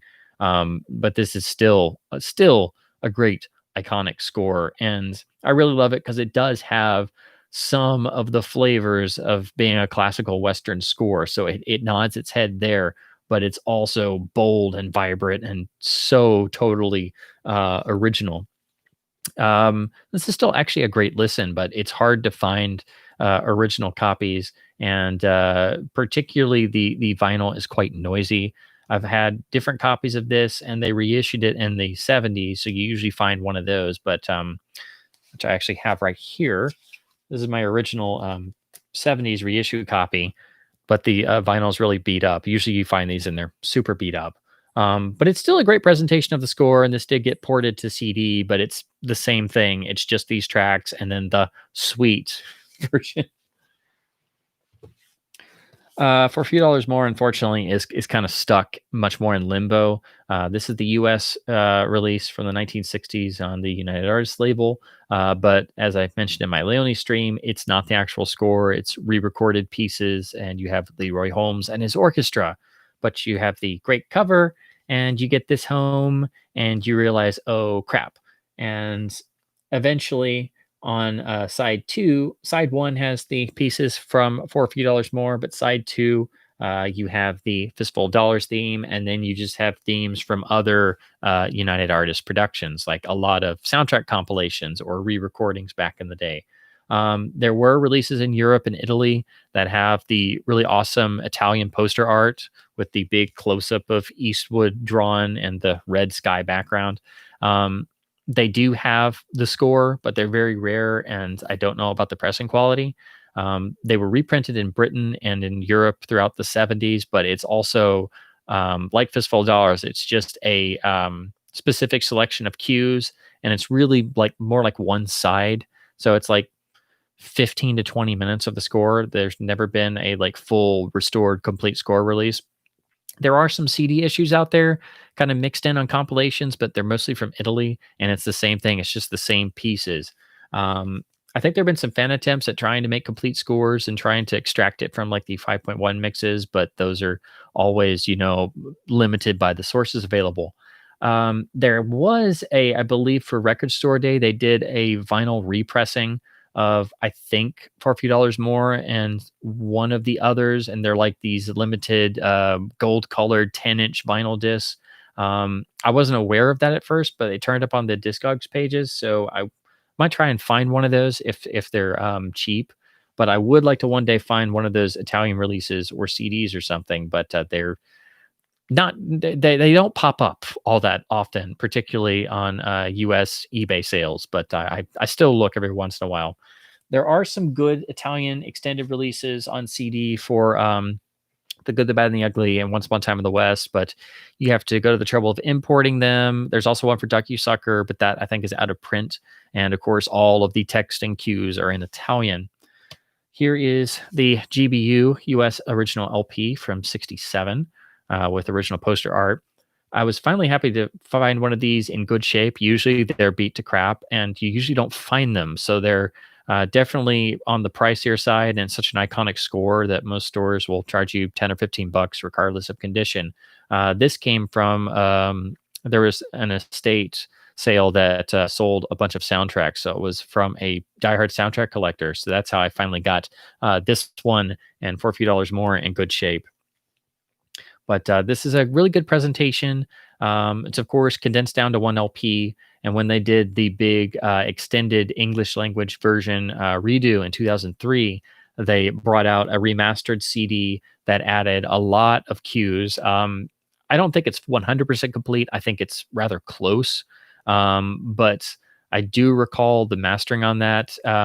It's not, hyper compressed or anything, but it's definitely, a little bit louder in terms of dynamics than this or the original CD, which is, from this LP master. So this is a score that still needs a proper modern restoration complete presentation from one of the great soundtrack labels. So and of course it'd be even better if you could get it in high resolution, like 2496 or something. Then the last one I have on LP is the same one I talked about before, the Once Upon a Time in the West score, which didn't come out until later in the 70s and on the RCA label. And you can see they just used a random vintage photograph from the era. So it doesn't really, scream that it's from the film. You just looked at this, and if you ignored the text, you wouldn't realize because the cover is very not generic, not drab, but it's just it's just kind of there. And again, it's only a selection of the score. So for this, you will want to track down that Italian CD, which I have not yet. I really need to, but those seem to go in and out of print. The actual music sounds pretty good on here, but the problem is this particular vinyl pressing is very noisy, and of course is on Dynaflex, which is the notoriously thin vinyl that RCA used. That is, of course, super floppy. So I don't know how well this comes across, but of course, that's just the nature of it. But I think you can get copies of this that are in better shape. But this particular one is one of the noisiest pieces of vinyl I've ever come across. So it was a dollar bin find, and I got it because, of course, it's Once Upon a Time in the West, and I've just not yet found a copy that was better, that was not super expensive, and I still would like to get the CD presentation.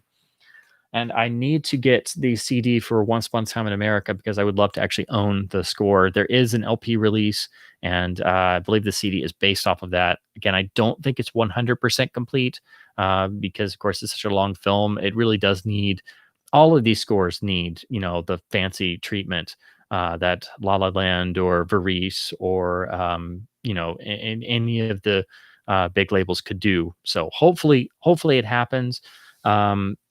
Seems like MGM sometimes lets stuff out of the vault. So I'm sure it's all rights licensing and stuff, but they're such important iconic scores. They really need to happen. So hopefully it happens. And we do have that awesome looking release for Sister Sarah coming out from La La Land. So there's one bright spot on the horizon.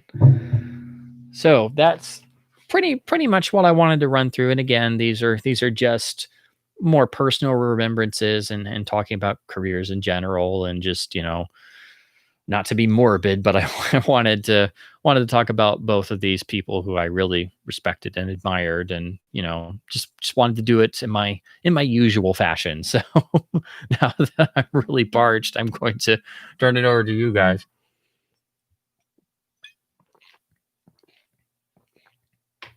Ooh.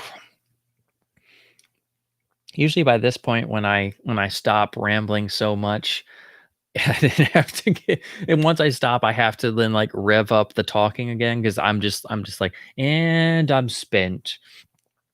So forgive me as I'm trying to scroll through these. Um, oh wow, more than I realized. Every time I start to scroll down to catch up, it jumps. So I apologize if I miss anybody's. So let me see. Where did I leave off? Do do do.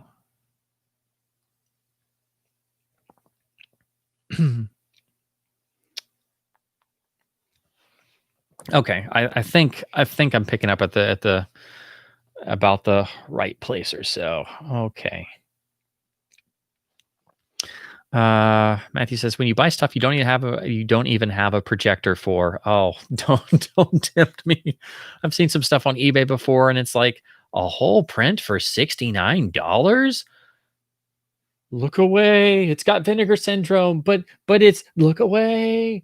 So yeah, I will admit I've been tempted by some things, even though it's like it's only $500. I don't have that right now, but I should buy it anyway. And thankfully, my better judgment takes over. uh, if only Hollywood could get a fraction to being as good as what they used to be in the '80s, warts and all, that would be great. Yeah, yeah, it would be.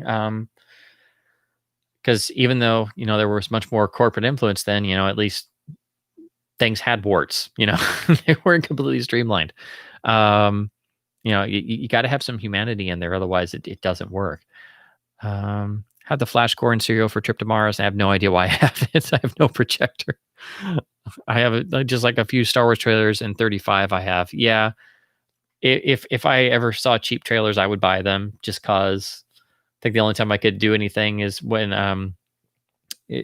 theaters reopen, and like if an art house showed that particular film, I could go, I have the trailer. I can let you borrow it. You can run my trailer copy. Barry gave Bond a pulse and identity. The last truly great score was The Living Daylights. I'm happy you mentioned TLD. That's a phenomenal score. It's one of I think the best scores of all time.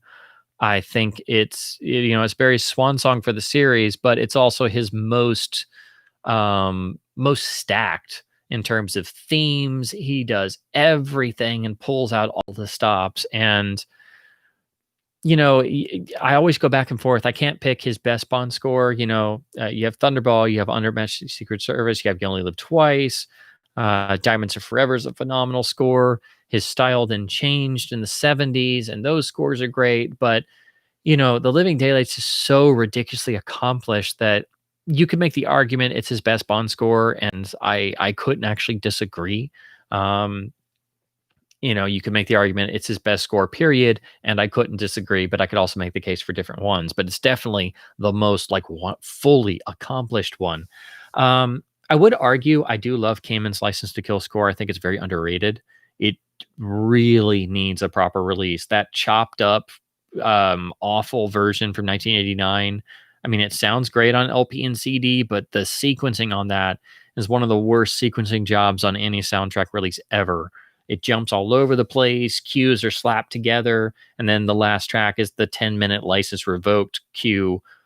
Track with just bits of cues. It's a mess. Mastering's great, sounds great, but that needs a proper release. So I like that score, so I would include that. I'm one of the weird people. I love the Eric Serra GoldenEye score. I adore that score. I think it's a bold experimental choice. I can understand why they didn't like it, but they also hired the guy who made the score for Leon, who makes electronic scores in his studio, usually by himself. So what did you expect, Eon? So they definitely dialed it out of the film in certain places. And you have the John Altman piece for the tank chase, which again, I understand. So yeah, I think in some places maybe it's a bit too much of a departure. And if you listen to it on the album version, it definitely is perhaps maybe a bit much in places, but I still really like it. I think it fits the film. So I would include that. And of course, in the David Arnold era, there are the great action cue moments. And when he used the Bond theme, he would use it in the right places and it worked and it was great in the film. But listening onto the album, listening as an album, I don't listen to the Arnold scores as much. I think they work much better in the films. The Tomorrow Never Dies score is great, and there's specific pieces I love. I think I like The World's Not Enough better as a score. I think it's more accomplished. He finds his footing more. And there are parts in Die Another Day that I really like, but I think The World's Not Enough is probably the best of both of those. So that's probably my favorite Arnold score. Um, and it's great that we have expanded versions for Twine and Die Another Day now from La La Land. And they're supposed to do more. The rumors are maybe Tomorrow Never Dies or Goldeneye, but I would hope License to Kill and some of the classic era ones. The big ones would be Doctor No and The Spy Who Loved Me, which don't have a release period. All they are re-recordings. And Moonraker, because the rumor of the tapes being lost and the album is too short. But yeah, they need to do all of them. They're long overdue.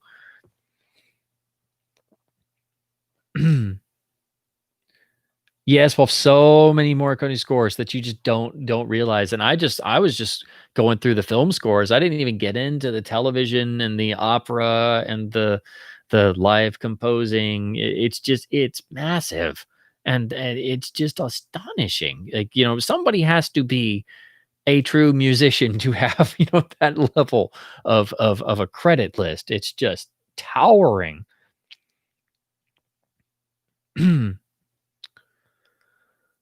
um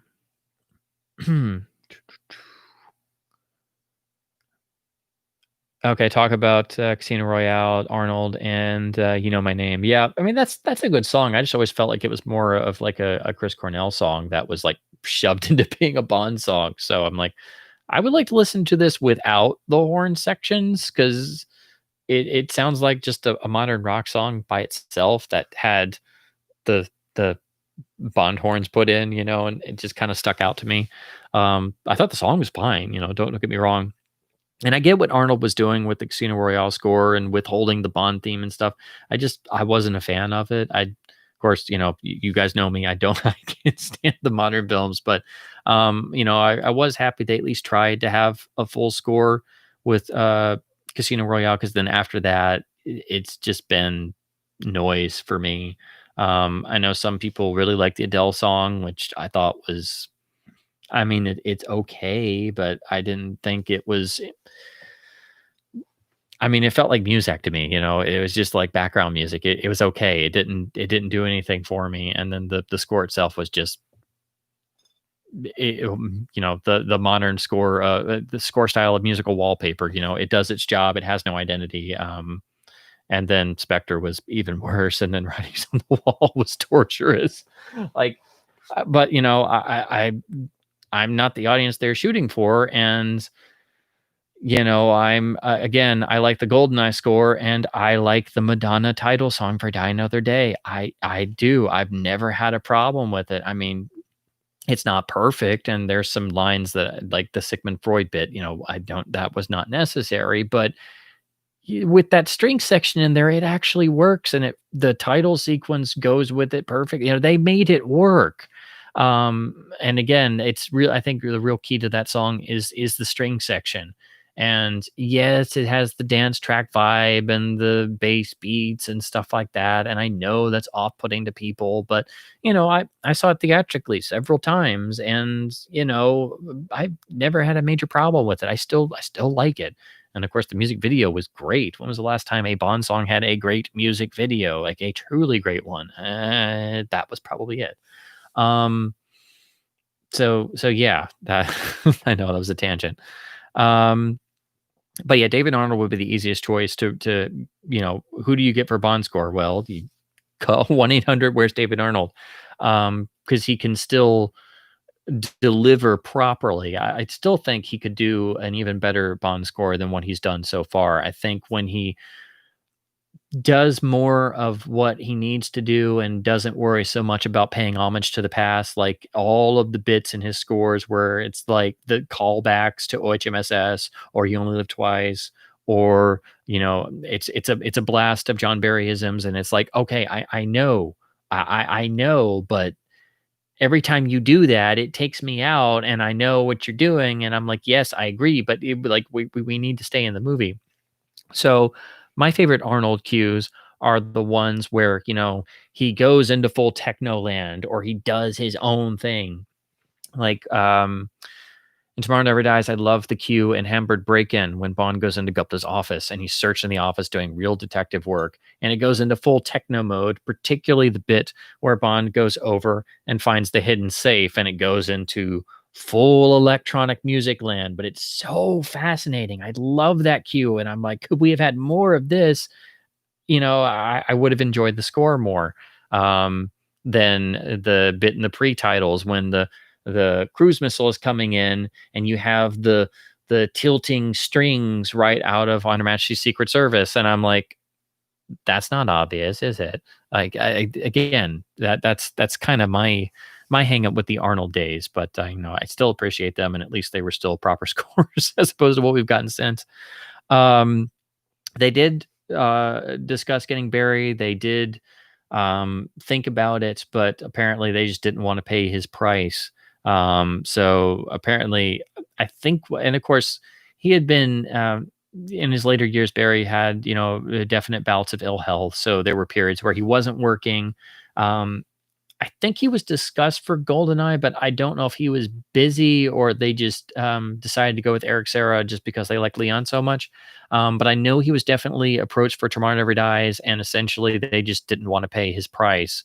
And then David Arnold had done the Shake It and Stir project, and I eventually they just settled on David Arnold, which was of course the smart choice. But it's like, why would you not? We could have gotten one more. And it's like, it's such a person who was a building block of the foundation of everything, just the thought we could have gotten one more Barry score post Living Daylights. It's just like, oh, and you hear cues from things like Mercury Rising or The Specialist, which is why I have copies of those films. And they do have the Bondian feel. And you can see that. I know some people have stitched together. Some fans have taken bits of those two scores and other 90s Barry scores and like put them to some of the Brosnan films just to see what it'd be like, and find ways to make them work, just to be like the what if Barry Pierce Brosnan era score. So it nearly happened. It should have happened, and it unfortunately did not. So, but at least we're left with The Living Daylights as a phenomenal swan song. Leone was a master of Technoscope. Yes, Technoscope is such an interesting format, and it's designed to be the poor man's CinemaScope. But the way people used it throughout the 1960s and into the 70s is fascinating.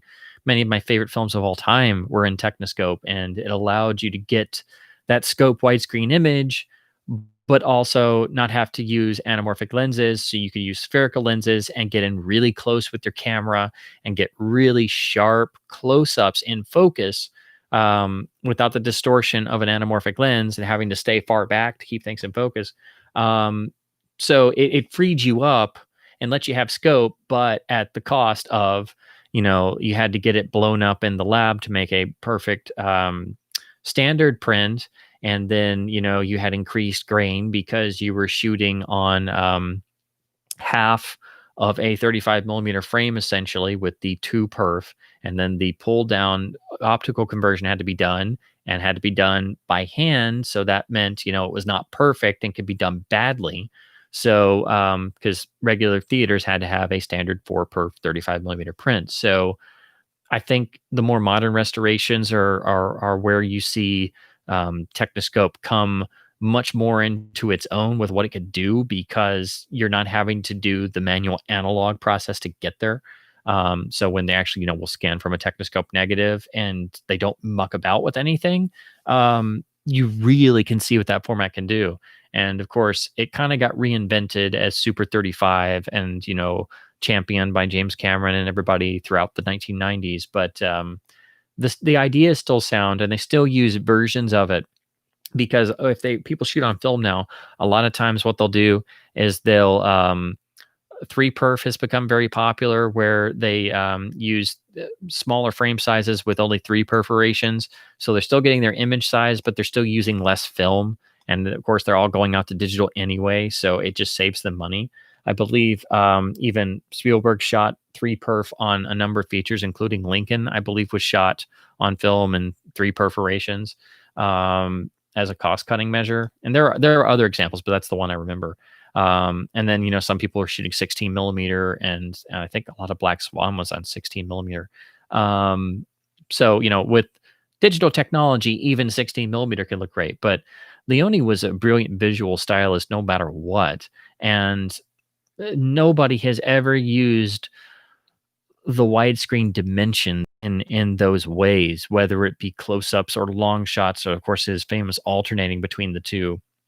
But every picture he ever made felt so lived in, and was such a visceral visual experience that I think it was very quick to learn with his cameramen what this Technoscope format could do when it was simply meant to be a severe cost measure and not help anything. But he wasn't going to let technology stand in his way. There's a particular moment in Colossus of Rhodes that I think is really stunning, where it's sort of a precursor to the spinning of the camera that you have in the Ecstasy of Gold sequence when Tuco is running through the cemetery. And at the very end, when he's just totally lost in himself and he spins around so much that the camera spins to the point of the actual landscape at the tombstones start to blur into one another. And there's a moment in Colossus of Rhodes when the Rory Calhoun character is brought into the catacombs, and he's looking around, and this was shot in I'm totally blanking on the name, but it was an Italian variant of CinemaScope, and it had a lot of the same problems with distortion. But Leone pans the camera around in this 360-degree circular motion and totally doesn't care that the walls are bowing out. And it's such a great visual moment, but he's not letting himself be confined by the processes of the time he had to use. So I think he was the perfect match for Technoscope, because Technoscope was supposed to be a cheap way out of doing things, but artistically, it brought so many possibilities in. And to think that, Technoscope was used on not just the Dollars films, but also Once Upon a Time in the West and Ducky Sucker, and was also used on the Ipcress File. It was also used on many American films. It was used on American Graffiti, and it was even used on THX 1138, which is, a really visual experience. And I think, with George still being a very visual guy and obviously knew a lot about cameras, I'm sure that played into, a lot of the shots he tried to get in both of those films. So it's not just Leone and Technoscope. It goes across the board. It's a brilliant format at, it has some hangups, but it's one of those great examples of artistry, prevailing in, through limitations. Marconi did the best Carpenter score. Yes. I agree totally. I'm always amazed at how good Carpenter's own scores are, but they're definitely of a certain style. But yeah, Morricone could do practically anything, and it just turned out amazingly. Let's see. Yeah, when they did the 4K restoration of Fistful of Dollars, it was the Cannes Film Festival, where they usually have a program where they do modern film restorations, like kind of how some premiere at the TCM Classic Film Festival or other places. And I remember he was saying the 4K version didn't look like his dye transfer print, which it's like, you are correct, sir. Welcome to our struggle. It's like, can we get you to help us get Kino to fix the Dollars films? Maybe can we get your signature, sir? Because that would help a lot. And I know pretty sure he has dye transfer prints of all the Leone films, and he shows them sometimes at the New Beverly Cinema, which is the historical theater that he bought in LA. And so they usually run a lot of his own personal print archive. And it's like, dude, can we see your print closet? Like, Criterion closet is great, but it's like, it'd be great if people could actually talk about their real interests. Like, that's literally what I want to see him do. He can make another movie. That's fine. I would like to see his faults. Like, that's what I want to see. Because he and Scorsese, and there's a handful of other, big names that, do have a pretty substantial collection. I know Scorsese was apparently into Laserdisc, and I wonder what his Blu-ray collection looks like. It'd be cool to see who's got 4K at home, you know. But I know most people are not very technically minded, and most people don't really collect films, although you know they kind of should, you know. But it'd be great to see like the diehards, you know, like what they have at home, you know. What is Quentin Tarantino's personal projection setup like? That would be interesting, you know. Um, there's a little bit of that in the fantastic memoir, which if I'm remembering correctly, is Stanley Kubrick and Me, which was the fantastic book that was the recollections and remembrances of the man who basically became Kubrick's longtime. Originally, he was just supposed to be the chauffeur, but wound up basically doing everything, including, you know, setting up Kubrick's personal projection room with these fantastic German projectors that had to be perfectly in sync and everything.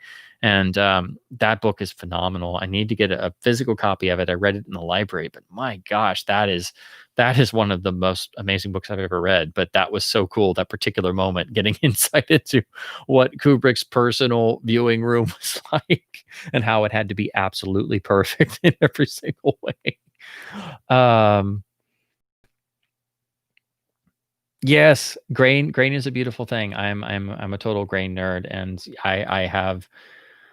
I get a perverse thrill out of seeing, you know, if I get a chance to see a print of something, I go and see it, and I especially love it if, you know, if it's really messed up. Most people get disappointed, but I get very happy because it's like, you know, it's one step closer to the past, and I sometimes can enjoy seeing something where the color's shot, or you know, it's got some issues, or the grain has been increased, but you know, I also grew up in the era where, you know, video transfers weren't always the greatest, and sometimes they had tons of video noise, so it was grain and video noise. So it has more tangibility, it has that tangible quality that you just don't get with modern photography, which drives me crazy. It's like I say, it's cold, it's lifeless, it's dull. I mean, there are great visual artists nowadays, but you know, it's like I'm here to see a movie. I'm not here to see a modern art piece in an art museum with a little plaque next to it. You know, there has to be some artifice. It doesn't need to be exactly like everyday life, because I could go outside and just, you know, look at the side of a building, and yeah, it's the side of a building. I don't need to see that on a 40 or 50-foot screen, guys. Um, but it's nice to know there are other people out there. And it's not just me. Um, let's see. Oh gosh, the Raiders reissue. Yes, the IMAX and DCPs. Yeah, I actually saw the print of that. I'm one of the few that did. Um, it was before they announced all that stuff. So, and I know I talked about it then. This was years and years ago, and I was on Original Trilogy, and I made a thread about it. I'm like, hey guys, so I saw the new Raiders. They said it was a print, but it was this new restoration, and it looked really weird. And people are like, what? And then like a few months later, the IMAX version hit and the Blu-ray came out. So yeah, I was one of the first people to to say, hey, this looks really weird, guys. Um, but of course, I wish I could see that print again. It did look better from what I remember, compared to what eventually turned up on the Blu-ray, which I'm sure had more changes made.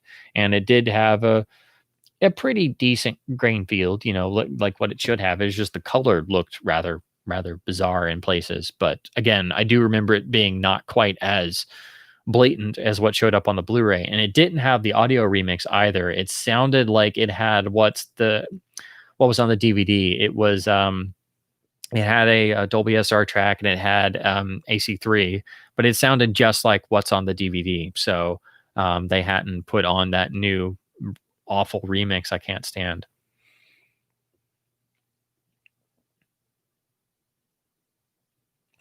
Yeah, I know. I think it was the cinematographer or somebody for Dark Knight said that they hated how the Blu-ray turned out, and I I, I want to say I think I saw Dark Knight digitally. I don't think I ever saw it on film, because by that point, pretty much every theater around me had already switched over. All the major ones had. I did see Batman Begins on film. I saw that at a smaller independent theater that was not a chain, and that, of course, was 2005, which most people hadn't changed over.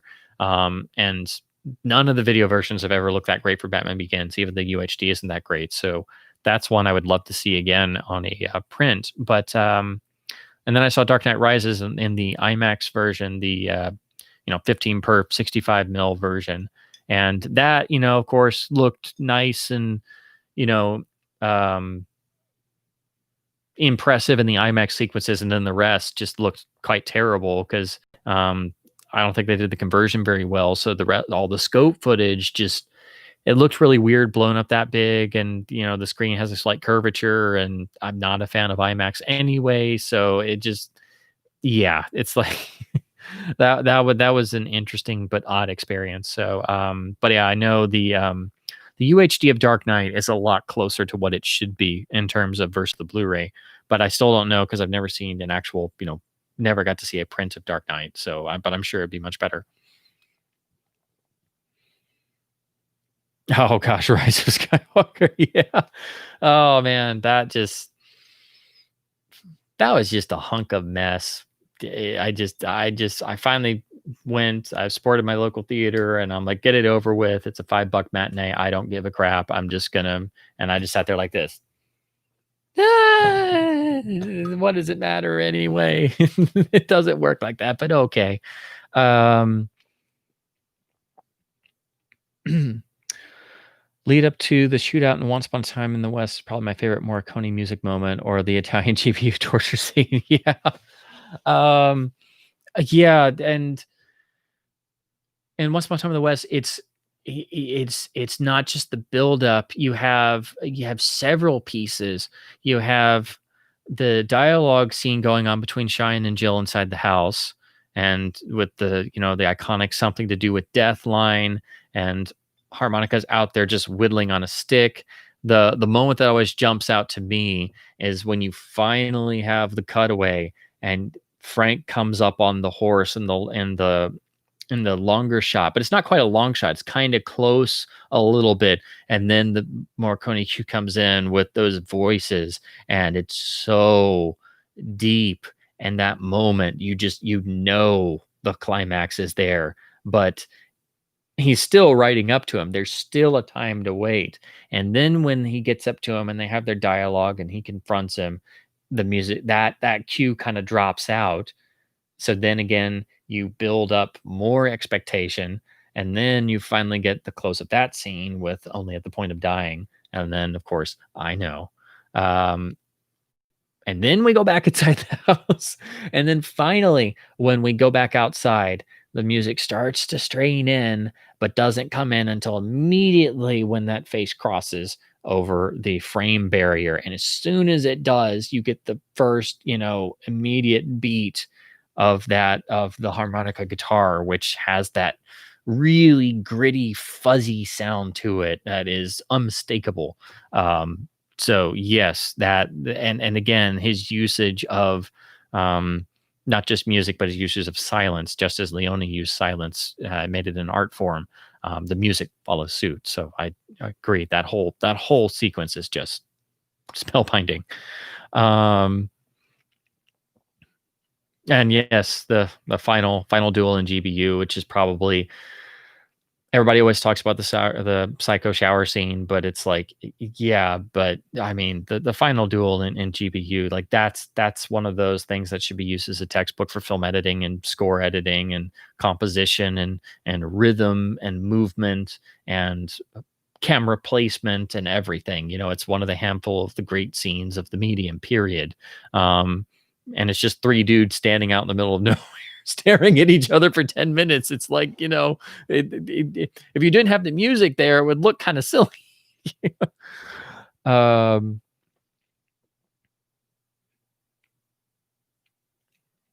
yeah, soundtrack remixes that replace effects. Oh god, they're the worst. And I was so happy they were finally doing the Batmans in 4K, and the transfers were mostly an improvement, not perfect, but then they took it upon themselves to completely remix the audio tracks, bring them in at Atmos, and foobar them, and not have the original audio. And it's like, they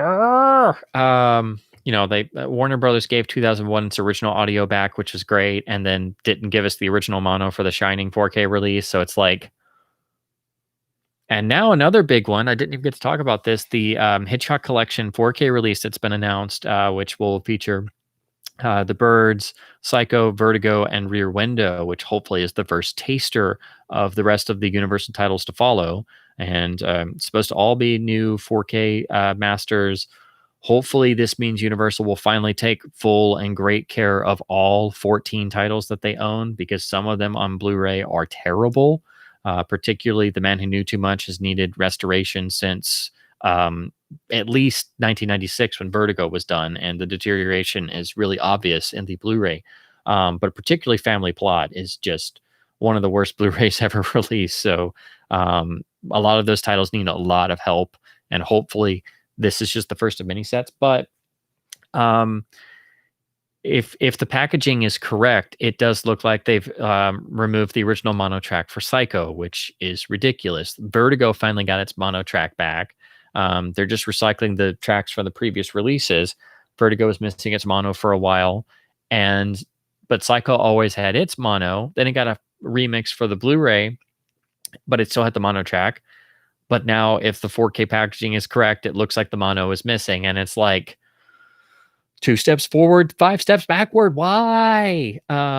So hopefully that's a misprint. Excuse me, because otherwise that would be a major problem, and hopefully one that can be addressed. So I'm still trying to figure out if that's the case or not, but that's unfortunately what it looks like it might be, which would be a major strike against that release, which otherwise, I have very high hopes for, because I've always railed on how Universal has not treated their Hitchcock catalog very well outside of the restored titles or the big ones. And even some of those, the Birds has a lot of opticals, but now I think it could look better, and Marnie needs some help. And titles like Frenzy and Topaz were just riddled with DNR on the Blu-rays, which was just unacceptable for Hitchcock titles. So it's big news that they are coming to 4K, and it's great.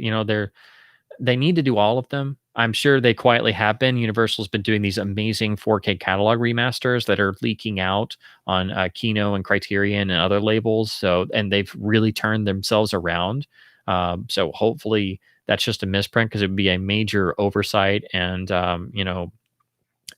something that wouldn't go well with the great work they've been doing. Turning around their legacy of being the studio of old masters and DNR, because they've been doing this pretty much since like 2010, 2012, when they started that anniversary project that showed up in things like the Classic Monsters finally getting 4K scans and HD treatment. So that's another piece of disc news I meant to get to at the beginning, but something I should mention, because hopefully Psycho does have its original mono track. And then, oh god, the Lowry Bond mixes. Oh god, I can't. Oh god, they're so bad. Those tracks are so bad that Norman Wanstall, who won the Oscar for his sound design of Goldfinger, literally, publicly, on several occasions and in interviews, has gone on record saying, "I don't know what the hell they were thinking. What were they doing? This is nothing like what we did originally. This doesn't make any sense." Again, one of the great sound designers of the era who won the Oscar for Goldfinger is literally asking what the hell you're doing. You should stop.